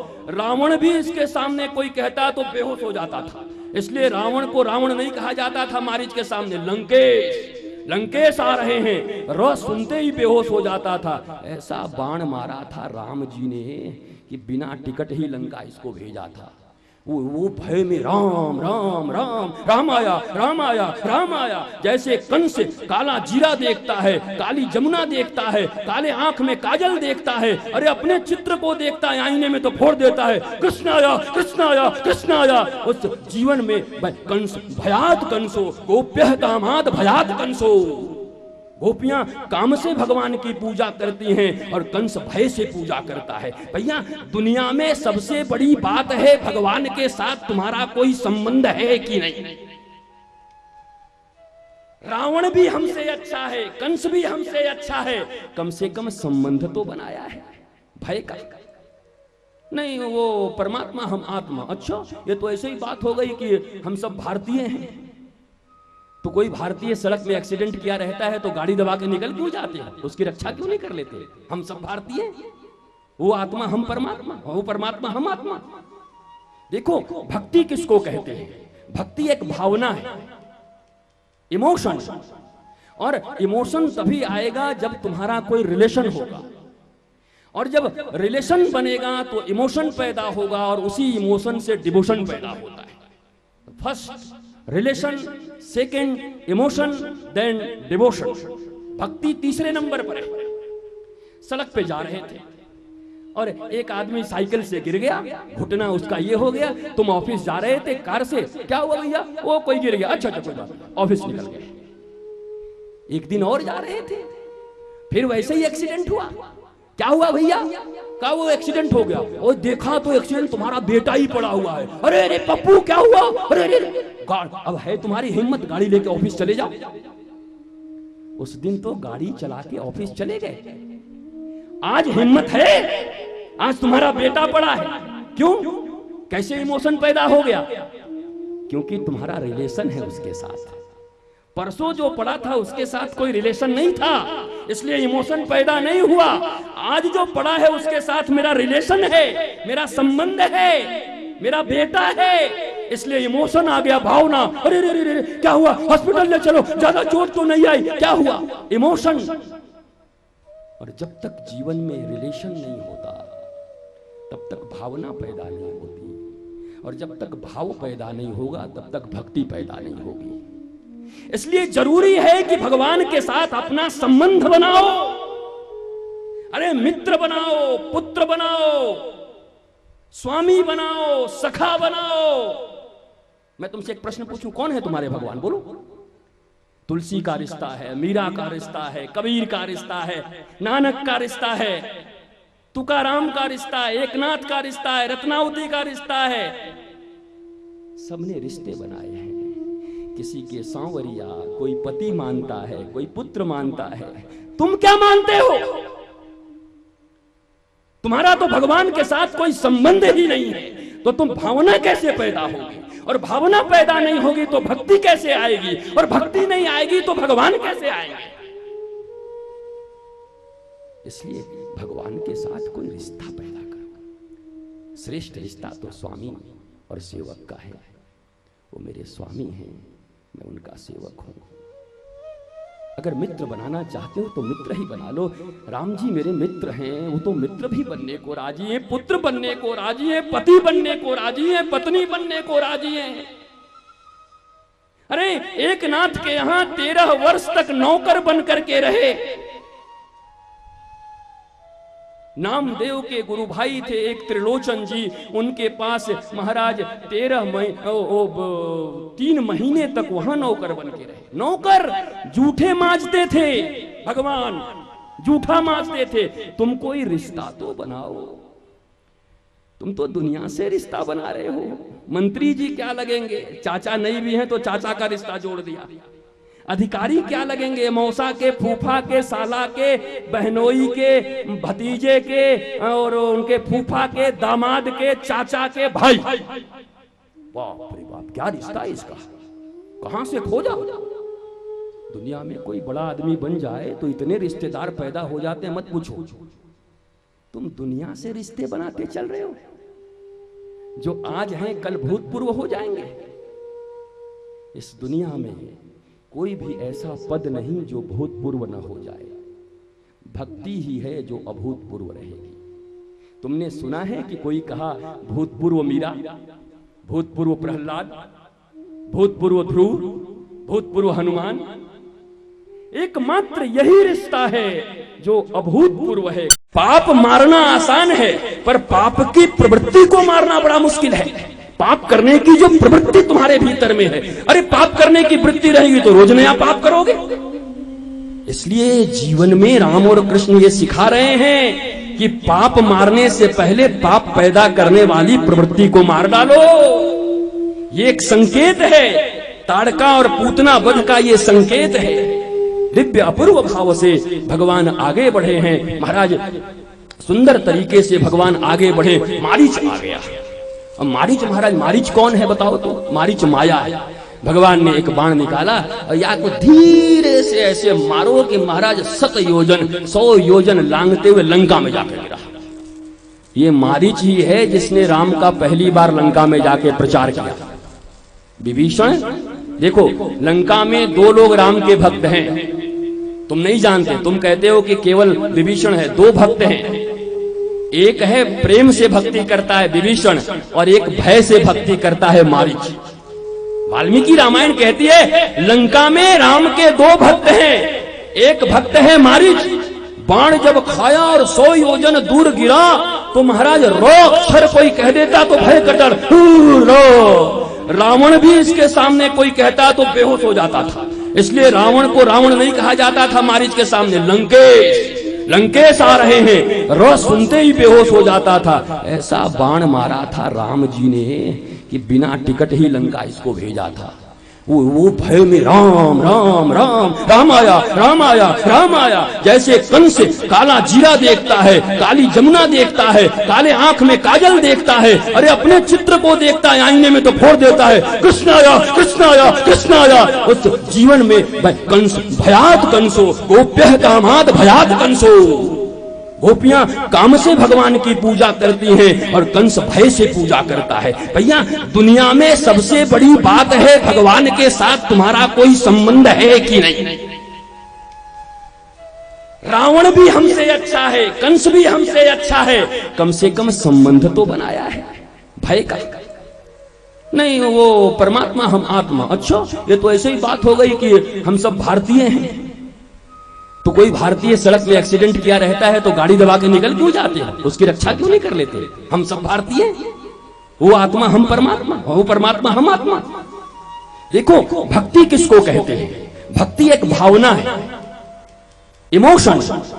और इमोशन तभी आएगा जब तुम्हारा कोई रिलेशन होगा, और जब रिलेशन बनेगा तो इमोशन पैदा होगा और उसी इमोशन से डिवोशन पैदा होता है। First relation, second emotion, then devotion. भक्ति तीसरे नंबर पर है। सड़क पे जा रहे थे और एक आदमी साइकिल से गिर गया, घुटना उसका ये हो गया। तुम ऑफिस जा रहे थे कार से, क्या हुआ भैया? वो कोई गिर गया। अच्छा कोई बात, ऑफिस निकल गए। एक दिन और जा रहे थे, फिर वैसे ही एक्सीडेंट हुआ। क्या हुआ भैया? क्या वो एक्सीडेंट हो गया? और देखा तो एक्सीडेंट तुम्हारा बेटा ही पड़ा हुआ है। अरे अरे पप्पू क्या हुआ? अरे अब है तुम्हारी हिम्मत, गाड़ी लेके ऑफिस चले जाओ। उस दिन तो गाड़ी चला के ऑफिस चले गए। आज हिम्मत है, आज तुम्हारा बेटा पड़ा है। क्यों? कैसे इमोशन पैदा हो गया? क्योंकि तुम्हारा रिलेशन है उसके साथ। परसों जो पड़ा था उसके साथ कोई रिलेशन नहीं था, इसलिए इमोशन पैदा नहीं हुआ।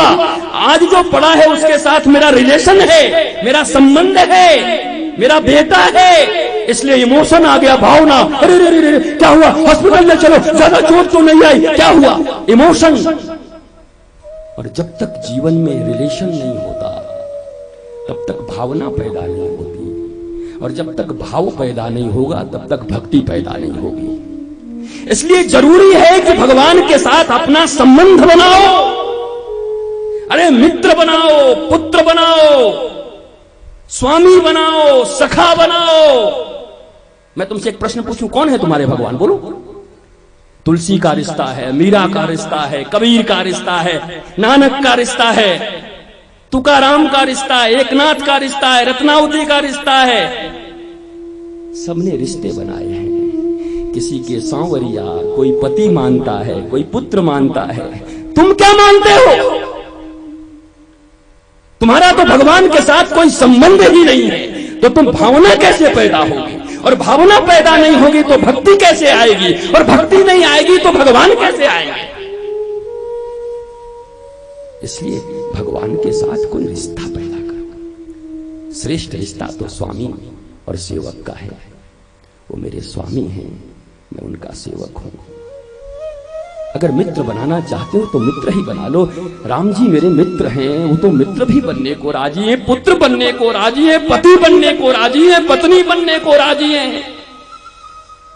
अरे एक नाथ के यहां 13 वर्ष तक नौकर बन करके रहे। नामदेव के गुरु भाई थे एक त्रिलोचन जी, उनके पास महाराज 3 महीने तक वहां नौकर बन के रहे। नौकर जूठे मांजते थे, भगवान जूठा मांजते थे। तुम कोई रिश्ता तो बनाओ। तुम तो दुनिया से रिश्ता बना रहे हो। मंत्री जी क्या लगेंगे? चाचा नहीं भी है तो चाचा का रिश्ता जोड़ दिया। अधिकारी क्या लगेंगे? मौसा के, फूफा के, साला के, बहनोई के, भतीजे के, और उनके फूफा के, दामाद के, चाचा के भाई। बाप रे बाप, क्या रिश्ता है इसका? कहां से खोजा? दुनिया में कोई बड़ा आदमी बन जाए तो इतने रिश्तेदार पैदा हो जाते हैं, मत पूछो। तुम दुनिया से रिश्ते बनाते चल रहे हो। जो आज हैं कल भूतपूर्व हो जाएंगे। इस दुनिया में कोई भी ऐसा पद नहीं जो भूतपूर्व न हो जाए। भक्ति ही है जो अभूतपूर्व रहेगी। तुमने सुना है कि कोई कहा भूतपूर्व मीरा, भूतपूर्व प्रहलाद, भूतपूर्व ध्रुव, भूतपूर्व हनुमान? एकमात्र यही रिश्ता है जो अभूतपूर्व है, कभी भूतपूर्व नहीं होता। अरे भूतों के पीछे क्यों पड़े हो? इस अभूतपूर्व के पीछे तो एक बार पड़ो। इनके साथ तो एक बार रिश्ता बनाओ। एक बार ठाकुर को तो अपना मान के देखो। एक रिलेशन डेवलप करो। मैं आज की कथा में आपसे इतना ही हाथ जोड़ के कहता हूं कि आप राम को मानते हो, कृष्ण को मानते हो, हनुमान को मानते हो, शिव को मानते हो, दुर्गा को मानते हो, काली को मानते हो, हुए भर में भी किसी को मानते हो, कोई फर्क नहीं पड़ता। आटा वही है। किसी ने पराठे बना दिए, किसी ने रोटी बना दी, किसी ने फुलके बना दिए, किसी ने पिट्ठे बना दिए, भैया नान बना दिए, तंदूरी बना डाली, आटा तो वही है। तुम्हें जो चॉइस हो ले लो, कोई फर्क नहीं पड़ता। परमात्मा वही है। कभी साड़ी पहन लेता है तो राधा बन जाते हैं, कभी त्रिशूल ले लेता है तो भोलेनाथ बन जाता है, कभी रुंड मुंड टुंड ले लेता है तो काली बन जाता है, कभी त्रिशूल ले लेता है महिषासुर के सामने खड़ा हो जाता है तो दुर्गा बन जाता है, कभी धनुष ले लेता है तो राम बन जाता है, कभी बंसी ले लेता है तो बंसी वारा बन जाता है, श्याम बन जाता है। भेद मत करो भगवान में। जिनसे प्यार है उनके साथ रिश्ता बनाओ। कौन है मेरे ठाकुर? इनके साथ मेरा रिश्ता क्या है? रिलेशन बनाइए। हर एक का इंडिविजुअल रिश्ता होना चाहिए, थोड़ा क्लोज होना चाहिए, थोड़ा स्पेशल होना चाहिए, थोड़ा स्पेसिफिक होना चाहिए, थोड़ा यूनिक होना चाहिए। उनके साथ मेरा ये रिश्ता है ठाकुर जी के। मेरा तो रिश्ता है, मैं रिश्ता रखा हूं अपने ठाकुर के साथ। तुम्हारा क्या है? ठाकुर जी के साथ रिश्ता बनाइए। इसलिए यहां पर वो मारीच भी भय का रिश्ता बना के रखा है।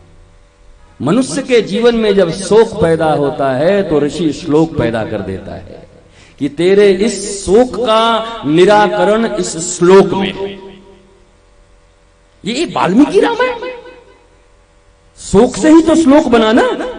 वो क्रौंच पक्षी को मार दिया बहेलिया ने, नर मादा दोनों थे, वो गिर गया, नर फड़फड़ाते हुए, मादा एकदम चिल्लाने लगी और महाराज एकदम बेहवल हो गई। उसी समय तो वाल्मीकि जी ने श्लोक का निर्माण कर दिया, मां निषाद प्रतिष्ठा। शोक से श्लोक पैदा हो गया। जीवन के शोक को मिटाने के लिए ऋषियों ने लाखों श्लोक पैदा कर दिए।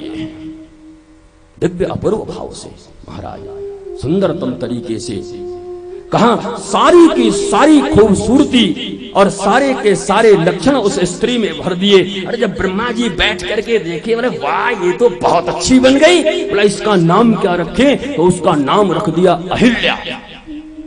अहिल्या न हिल्यति च इति अहिल्या, जिसमें स्खलन नहीं है, पतन नहीं है, जो गिर नहीं सकता, जिसमें कभी गिरावट नहीं आ सकती।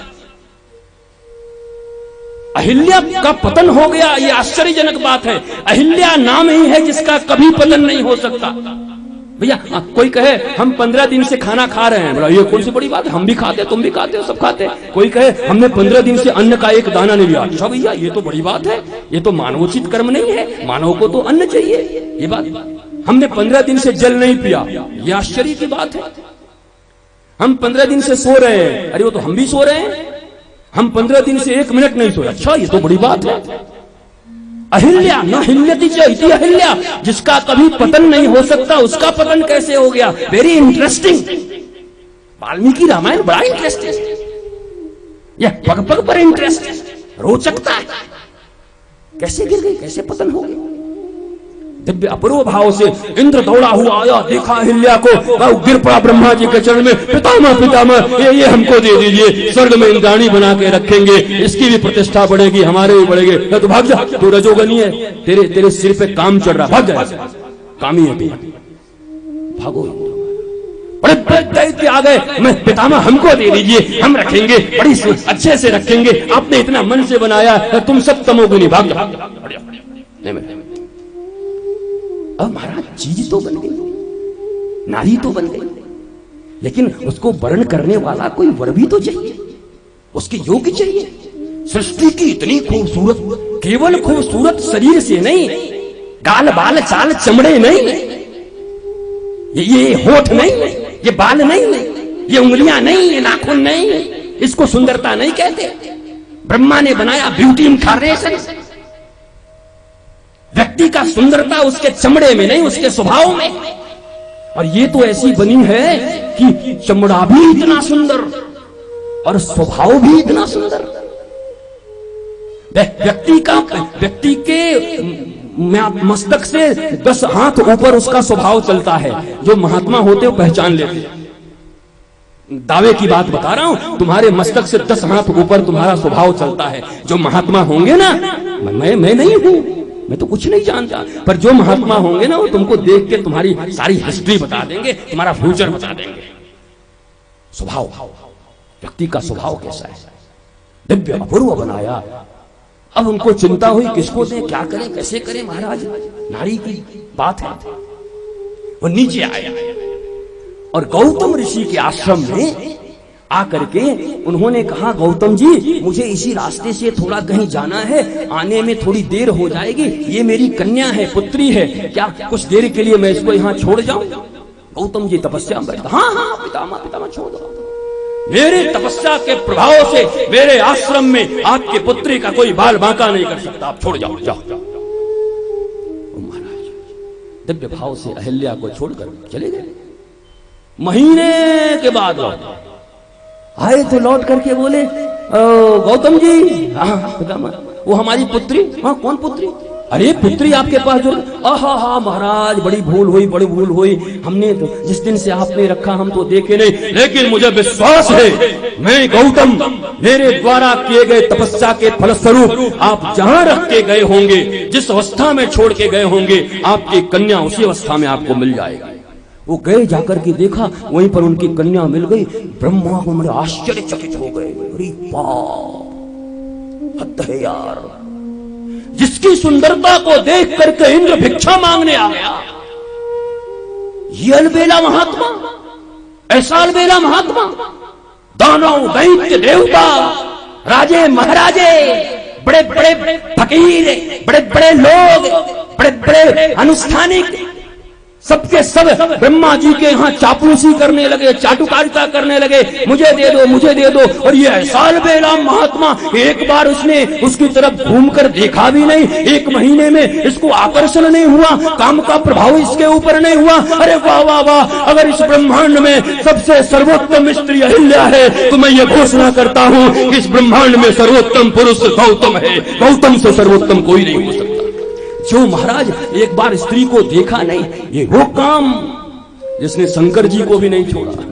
मोहिनी का रूप बना करके महाराज हमारा ठाकुर तो ऐसे ही है, ऐसो साड़ी ओड़ी पहनो, मोहिनी रूप बनायो, और शंकर जी दौड़ पड़े महाराज। मैं अब भाग रहे भगवान, अरे राम राम, अरे भोलेनाथ, मैं हूँ, अरे मैं कुछ नहीं जानता हूँ, अरे मैं हूँ, शंख चक्र गदा लेके प्रकट हो गए, मैं हूँ, मैं कोई, फिर महाराज वही बन जाओ, मैं छोड़ूंगा नहीं, वही बन जाओ। अरे भोलेनाथ, काम किसको छोड़ा है? व्यास जी के एक शिष्य हैं जैमिनी, जमदाग्नि भी कहते हैं जैमिनी। तो एक बार व्यास जी अपने शिष्यों को बिठा करके और योग के कुछ काम के ऊपर योग सूत्र का प्रतिपादन कर रहे थे कि काम को कैसे रोका जा सकता है, इसके लिए योग सूत्र दे रहे थे। ओ महाराज, उसी समय वो जैमिनी ने कहा, ये क्या है, मैं तो काम भी देता हूं, मेरा कोई आकर्षण नहीं। अरे सुन ले, नहीं मैं क्या सुनूं, मैं सब जानता हूं। बोला जा, चले गए। दिव्य पूर्व भाव से उसी रात्रि में जैमिनी अपने कुटिया में बैठे हुए थे। निरंजन रंजन थोड़ी बारिश हो रही थी, सावन का महीना था महाराज, रात्रि हो गई थी। अचानक उनके दरवाजे पर, कुटिया के दरवाजे पर दस्तक हुआ। एक बड़ी सुमधुर कोकिला कंठ की आवाज आई, हे महात्मन, मैं रास्ते में बिछड़ गई हूँ, मेरा कोई नहीं है। इस रात्रि में अगर मैं चली गई तो हिंसक पशुओं के शिकार बन जाऊंगी, या मुझे अबला को कोई लूट लेगा। आप दया करो, कृपा करो, मुझे रात्रि विश्राम का स्थान दो, आश्रय दो, आश्रय दो। जैसे ही बोली, अच्छा सुनो, वो सामने मेरी एक कुटिया पड़ी है, उस कुटिया में चली जाओ, और इतना याद रखना, दरवाजे बंद कर लेना, और मैं भी अगर आकर रात में दरवाजा खोलने को कहूं तो मत खोलो। दिव्य पूर्व भाव से गई, चली गई। अब जब रात हुआ और गहरी हुई तो महाराज जैमिनी ऋषि ने सोचा, जिसकी आवाज इतनी मधुर है, इतनी मधुर, वो कितना मधुर होगा, वो कितनी सुंदर होगी। ओहो महाराज, ऐसी चिंता पड़ी कि बरसते पानी में निकल के जाके, ओ सुंदरी दरवाजा खोलो। कहा नहीं महाराज, आपने ही कहा था कि अगर आप भी दरवाजा खटखटाओ तो मैं नहीं खोलूंगी। अरे मैं हूँ, मैं ही हूँ, नहीं बिल्कुल नहीं खोलूंगी। ऐसा काम का ज्वार और ऐसा काम का बेग चढ़ा कि कुटिया के छत के ऊपर चढ़ गए, सबरी फूस हटाई और फूस हटा के नीचे कूद गए। नीचे कूदे तो देखे व्यास जी ध्यान लगा के बैठे हुए, आओ आओ आओ आओ, मैं ही स्त्री बन के आया था, तुझे काम के बारे में ज्ञान दे रहा था, तो तू कहा मैं काम पर विजय प्राप्त कर चुका हूं। हमारी कथा नहीं सुनता, अब सुनाओ। हाँ महाराज, सबरी कथा सुनाओ महाराज। काम बड़ी विचार, बहुत प्रबल वेग है, काम से कोई नहीं बच सकता। नारद नहीं बचे, शिव नहीं बचे, जैमिनी नहीं बचे, किसको छोड़ा काम ने। लेकिन गौतम ऐसे सर्वोत्तमतम, अपूर्व, दिव्य, 1 महीने तक ब्रह्मांड की सर्वश्रेष्ठ सुंदरी उनके आश्रम में भ्रमण करती रही और उन्होंने निगाह उठा करके नहीं देखा। वो गौतम ऋषि। महाराज ब्रह्मा जी ने कहा, गौतम तुम ही इसके लिए श्रेष्ठ वर हो, हम तुम्हारा ब्याह करेंगे इसके साथ। आहा पितामह, आपकी जो इच्छा हो, आपकी इच्छा को कौन टाल सकता है। वो अनंत अनंत देवता आए, दैत्य आए, गंधर्व किन्नर वसु सब आए, सुंदर भाव से रीति से वर कन्या का विवाह हुआ। ये विवाह ऐसा नहीं हुआ, इसमें कोई लिस्ट नहीं था। एक टीवी तो चाहिए, एक फ्रिज तो चाहिए, 50 साड़ी तो बनता ही बनता है, ये तो चलता ही चलता है, ये चढ़नी है, ये बढ़नी है। पता नहीं किन कामियों और लोभियों ने कहां से दहेज की प्रथा चलाई। हमारे समाज में, हमारे शास्त्र में दहेज लिया नहीं जाता। राम और जानकी का भी विवाह हुआ था तो जनक ने अपनी बिटिया को बहुत सारे सामग्री दिए थे, दशरथ ने मांगा नहीं था। दहेज लेना अधिकार नहीं है। सनातनी कहते हो, हिंदू कहते हो, कौन से शास्त्र में दहेज लिखा है? जरा मैं भी तो जानूं, मुझे भी तो पता चले। महाराज ये लोभियों की जमात, कामियों की जमात। और आजकल तो महाराज ये मनाओ, भाग्य मनाओ कि वो लड़के वाले ऐसे न मिले कि पैसा, टीवी, स्कूटर तो ले ही जो लेना है कार, ये न कह दे कि हमारी किडनी खराब होगी तो किडनी भी देना पड़ेगा, ये भी लिखवा देंगे। ऐसे लोभी लोग महाराज, दहेज के लोभी। अरे महाराज अगर हिंदू और सनातन और वेद और विप्र और हमारे पूजा पद्धति का अपमान कहीं देखना हो तो किसी हिंदू के शादी में चले जाना, विवाह में चले जाना। हिंदू के विवाह में जाओ तो तुम्हें वेद, शास्त्र, विप्र, मंत्र और संस्कारों का जितना बड़ा अवहेलना मिलेगा। किसी विधर्मी के यहां जाने की जरूरत नहीं, किसी दूसरे संप्रदाय में जाने की जरूरत नहीं, अपने ब्याह में चले जाना। पहली महाराज एक तरफ यज्ञ हो रहा है, स्वाहा स्वाहा स्वाहा चल रहा है, और दूसरी तरफ जूते पहन करके लोग चल रहे हैं। एक तरफ यज्ञ की वेदी सुलग रही है और दूसरी तरफ मांस परोसा जा रहा है। ये विवाह होता है, ये यज्ञ है, ये हिंदू का यज्ञ है, ये वेद का अपमान है। और दूसरी बात, रात्रि में विवाह हो ही नहीं सकता। ये तो उस समय शुरू हुआ जब मुगलों ने हमारे ऊपर आक्रमण किया। हमारी बहू बेटियों को वो दिन दहाड़े उठा करके विवाह में जब लड़कियां सज के रहती थी तो उठा करके ले जाते थे। तो उस समय में नियम बना कि रात्रि के अंधेरे में चोरी चुपके हमारी बहू बेटियों का विवाह कर दिया जाता था। अब कौन सा मुगल है? रात्रि में वेद मंत्रों का उच्चारण हो ही नहीं सकता, निषिद्ध है। एक जगह विवाह में गया महाराज, दूल्हा वो सब स्वाहा स्वाहा कर रहा था। दूल्हा इतने नशे में था कि वो पंडित जी ने कहा स्वाहा, तो वहां मैं घी के बदले सुरवाई में डाल दिया। एक महाराज विवाह में, मैं सच बता रहा हूं, एक विवाह में गया, इतना नशे में था कि महाराज अग्नि में ही गिर पड़ा। हम कहे भगवान, विवाह के बाद लोग अपने आप का बलिदान देते थे, पहले ही दे दिया। ये हालत है। अग्नि जलाए, अग्नि भगवान का स्वरूप, यज्ञ भगवान के स्वरूप, और तुम शराब पी करके बैठते हो, मांस बांटते हो, जूते पहन करके बैठते हो। पार्टियां कर लो रात में, पर विवाह यज्ञ है। अपने 2-4 परिवार को बुलाकर शुद्धता और सात्विकता के साथ उस यज्ञ को करो, तब तो घर में राम और विवेकानंद आएंगे, नहीं तो रावण और कंस ही पैदा होते रहेंगे। जहां ब्याह ही ठीक नहीं है, यज्ञ ही ठीक नहीं है, वहां संतान अच्छा कैसे आएगा?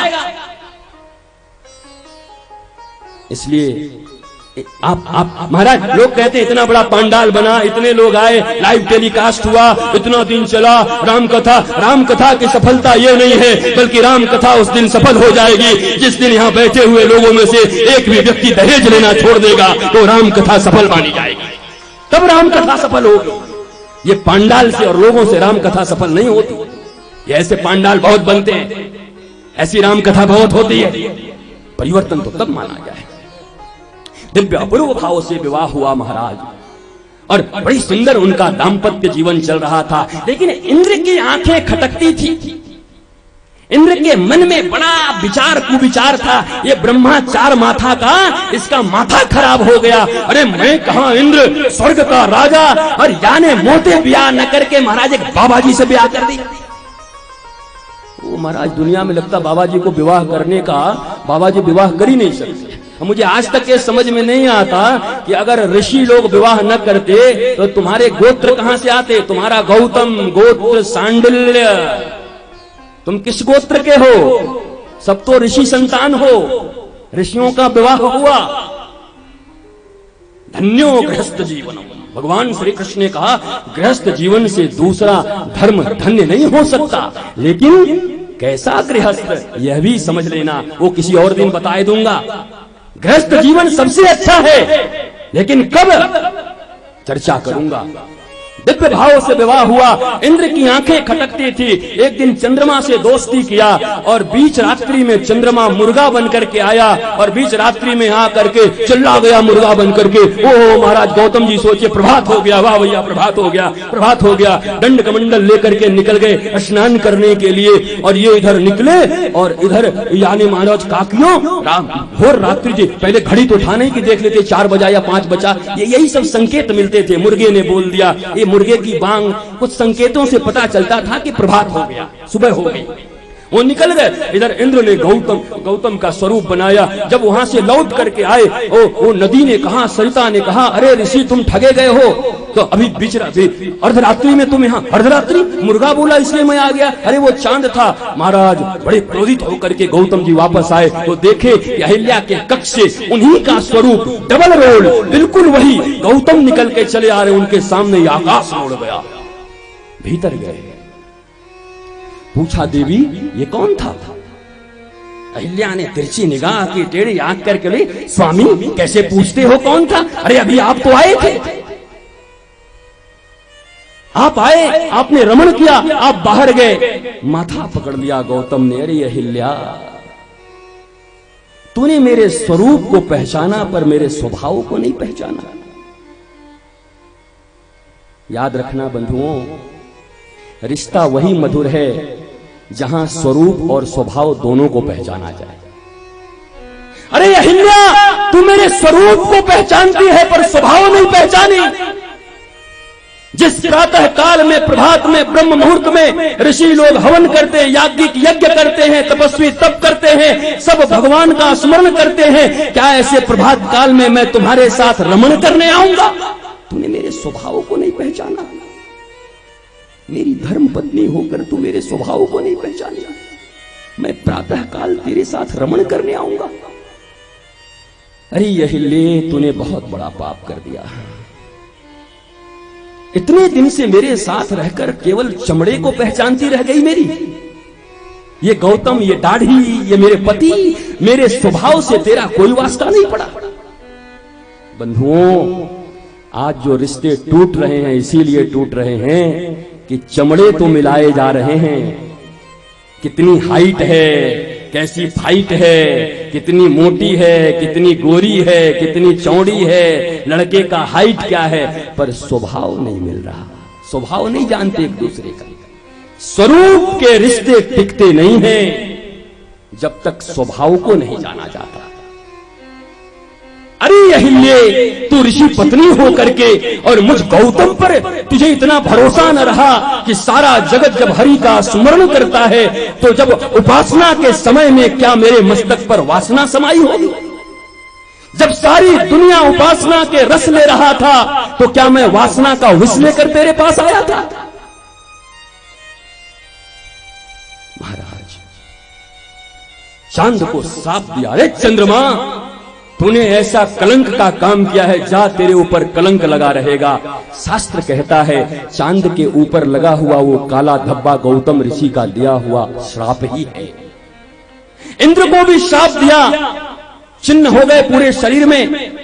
इंद्र पाहि माम, फिर कहा इंद्र मुझे तुझसे कुछ नहीं कहना क्योंकि तू तो मेरा अपना नहीं है ना, तू तो पराया था, लेकिन ये तो मेरी अपनी थी। यही जब मुझे नहीं पहचानी मेरे स्वभाव को तो मैं तुझे क्या श्राप दूं? मुझे अपनों ने लूटा, गैरों में कहां दम था, मेरी कश्ती थी डूबी वहां जहां पानी कम था।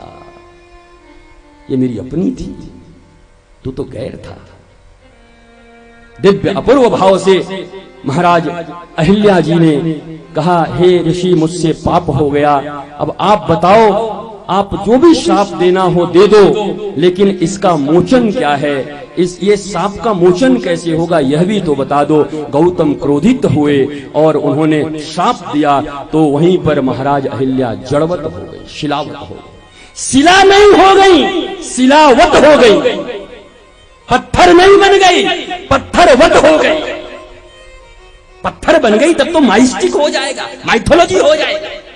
आदमी पत्थर बन गया। वाल्मीकि कहते हैं पत्थरवत हो गई।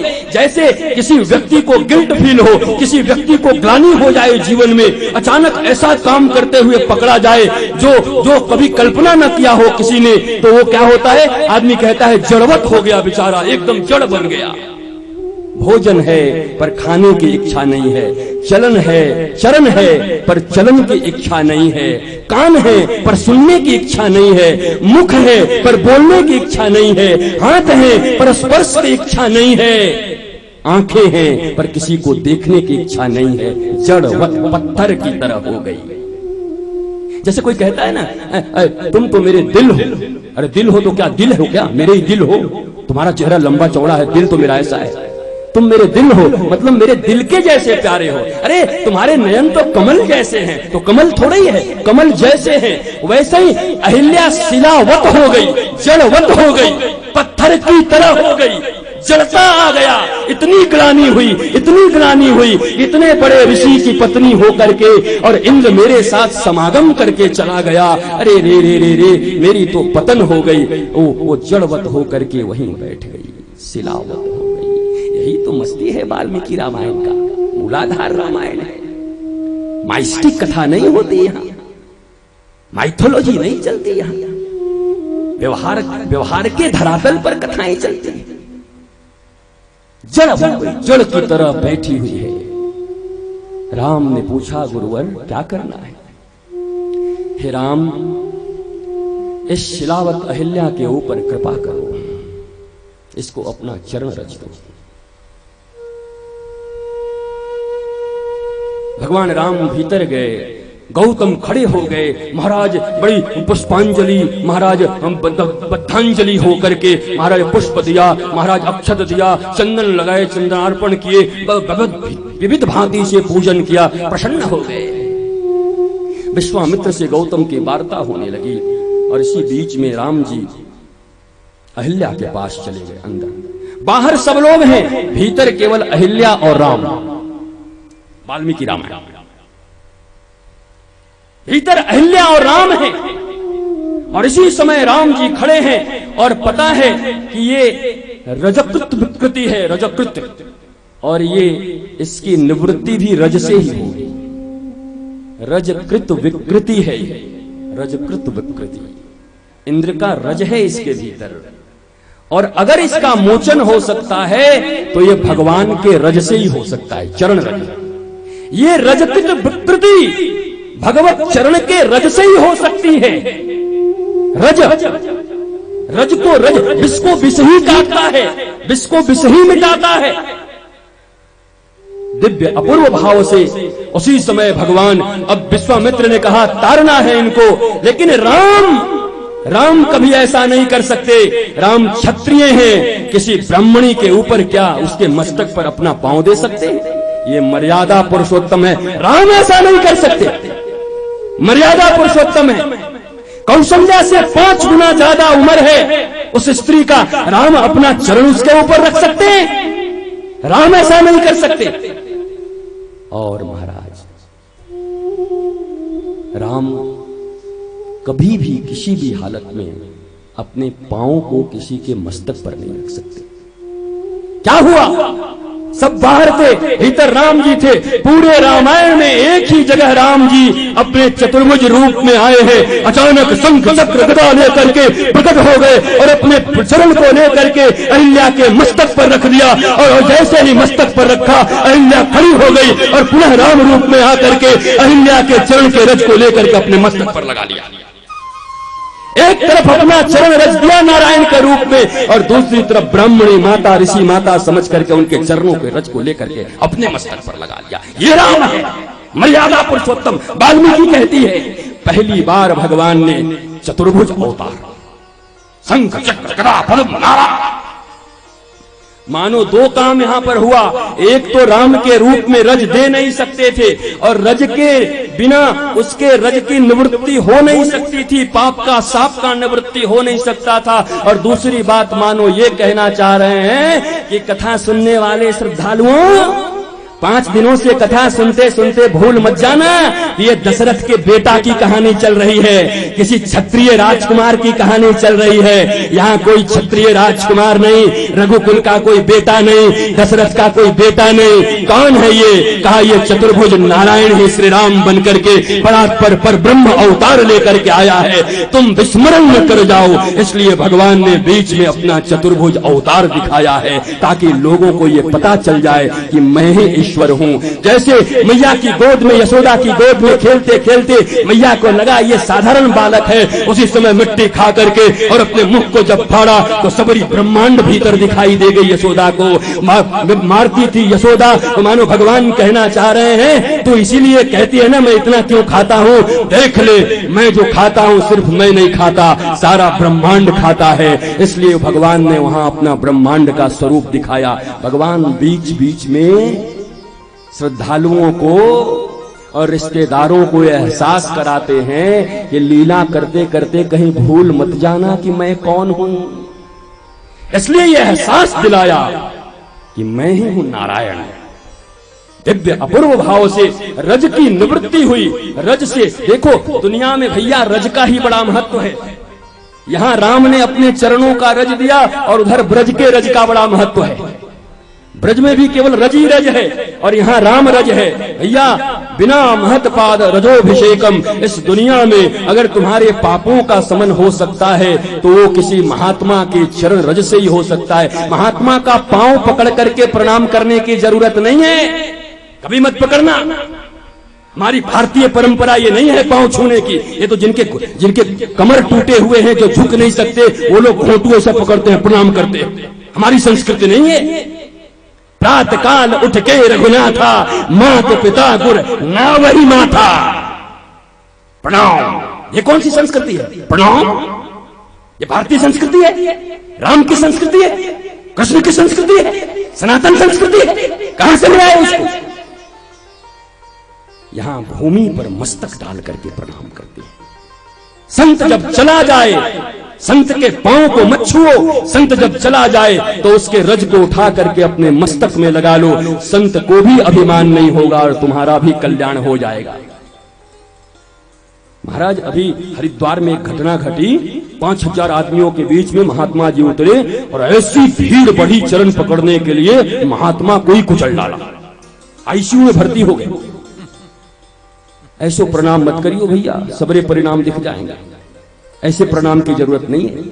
महात्मा जब चला जाए तो वहां के रज को उठा करके अपने मस्तक से लगा लो। अहिल्या जैसी जो सिलावट हो गई थी, जलवट हो गई थी, श्राप मिला था, वह भी भगवान के चरण रज से मुक्त हुई। और ब्रज में भी रज की महिमा है। महाराज जब राधा और कृष्ण एक साथ चलते हैं, दोनों एक पांव में फंसा करके, महाराज एक बंसी लेकर के, एक बंसी 3.5 छेद प्रिया जी की हाथों में, 3.5 छिद्र महाराज कृष्ण जी की हाथों में, और दोनों जब इठलाते चलते हैं तो उनके कटी प्रदेश जब रगड़ते, आपस में रगड़ खाते हैं, तो जैसे मिश्री को ऐसे ऐसे रगड़ोगे तो मिश्री का चूरन गिरेगा, ऐसे ही जब राधा और कृष्ण ब्रज की गलियों में, कुंज लताओं में चलते हैं, दोनों के कटी प्रदेश रगड़ाते हैं, तो वही रज जो गिरता है, उसी वृंदावन के रज को ब्रह्म रज कहा जाता है। वो राधा और कृष्ण का रज है। और राधा और कृष्ण के महाराज मृदु और मधुर रज हैं। उस रज में शंकर, उस रज में ब्रह्मा, उस रज में नारद और गार्गी, मैत्रेय, बड़े उद्दालक, ऐसे ऐसे ऋषि जाकर के जिस रज की चाहत करते हैं, वो रज वहां पर ब्रज में ऐसे ही मिलता है। जब कभी ब्रज और वृंदावन जाना तो उस रज का सेवन करना। रज का महत्व है, महात्मा के चरण का नहीं, चरण रज का महत्व है। दिव्य अपूर्व भाव से भगवान की कृपा से भगवान ने दिव्य भाव से महाराज अहिल्या का उद्धार किया। विश्वामित्र जी ने कहा अब हम जनकपुर चलेंगे। हमारी इच्छा तो थी कि आज विवाह कर दें, पर विवाह का प्रसंग इतना बड़ा है, वाल्मीकि रामायण में इतना रोचक है, इतना सुंदर बारात आया है, इतना सुंदर धनुष यज्ञ हुआ है कि अभी कर दूं तो तुम्हारे साथ अन्याय हो जाएगा। और मैं 2 मिनट में खत्म कर सकता हूं, लेकिन ये अन्याय हो जाएगा। इसलिए आज भगवान ने अहिल्या का उद्धार किया है, रज दिया है। हम सब भी चलो भगवान के, राधा रानी के और सीता जी के रज की अपेक्षा करते हैं। राधे तेरे चरणों की। कल वाल्मीकि जी के अनुसार सीताराम का विवाह होगा, अभी तक आपने तुलसी जी के अनुसार सुना होगा। ये बड़ी विलक्षण विवाह है, इतना विलक्षण है कि आप चौंकोगे। ये वास्तव में वाल्मीकि जी ने ऐसे विवाह कराया है। तो मैं सबसे निवेदन करूंगा, अपने घर से अपनी बहू को, बेटियों को, बच्चों को, दादी को, अम्मा को, सबको लेके आना। टीवी पे मत देखना, कल सब यहां आना। और कल विवाह भी होगा, बारात की विदाई भी होगी, और राम, सीता, भरत, लक्ष्मण, शत्रुघ्न और तीनों बहुरानियां अयोध्या भी पहुंचेंगी। और कल राज तिलक की तैयारी भी होगी। कल इतनी कथा है, विलक्षण कथा है, आप जरूर आएंगे। आपको मैं हाथ जोड़कर आमंत्रित करता हूं। आइए हम सब राजा राम की आरती करते हैं।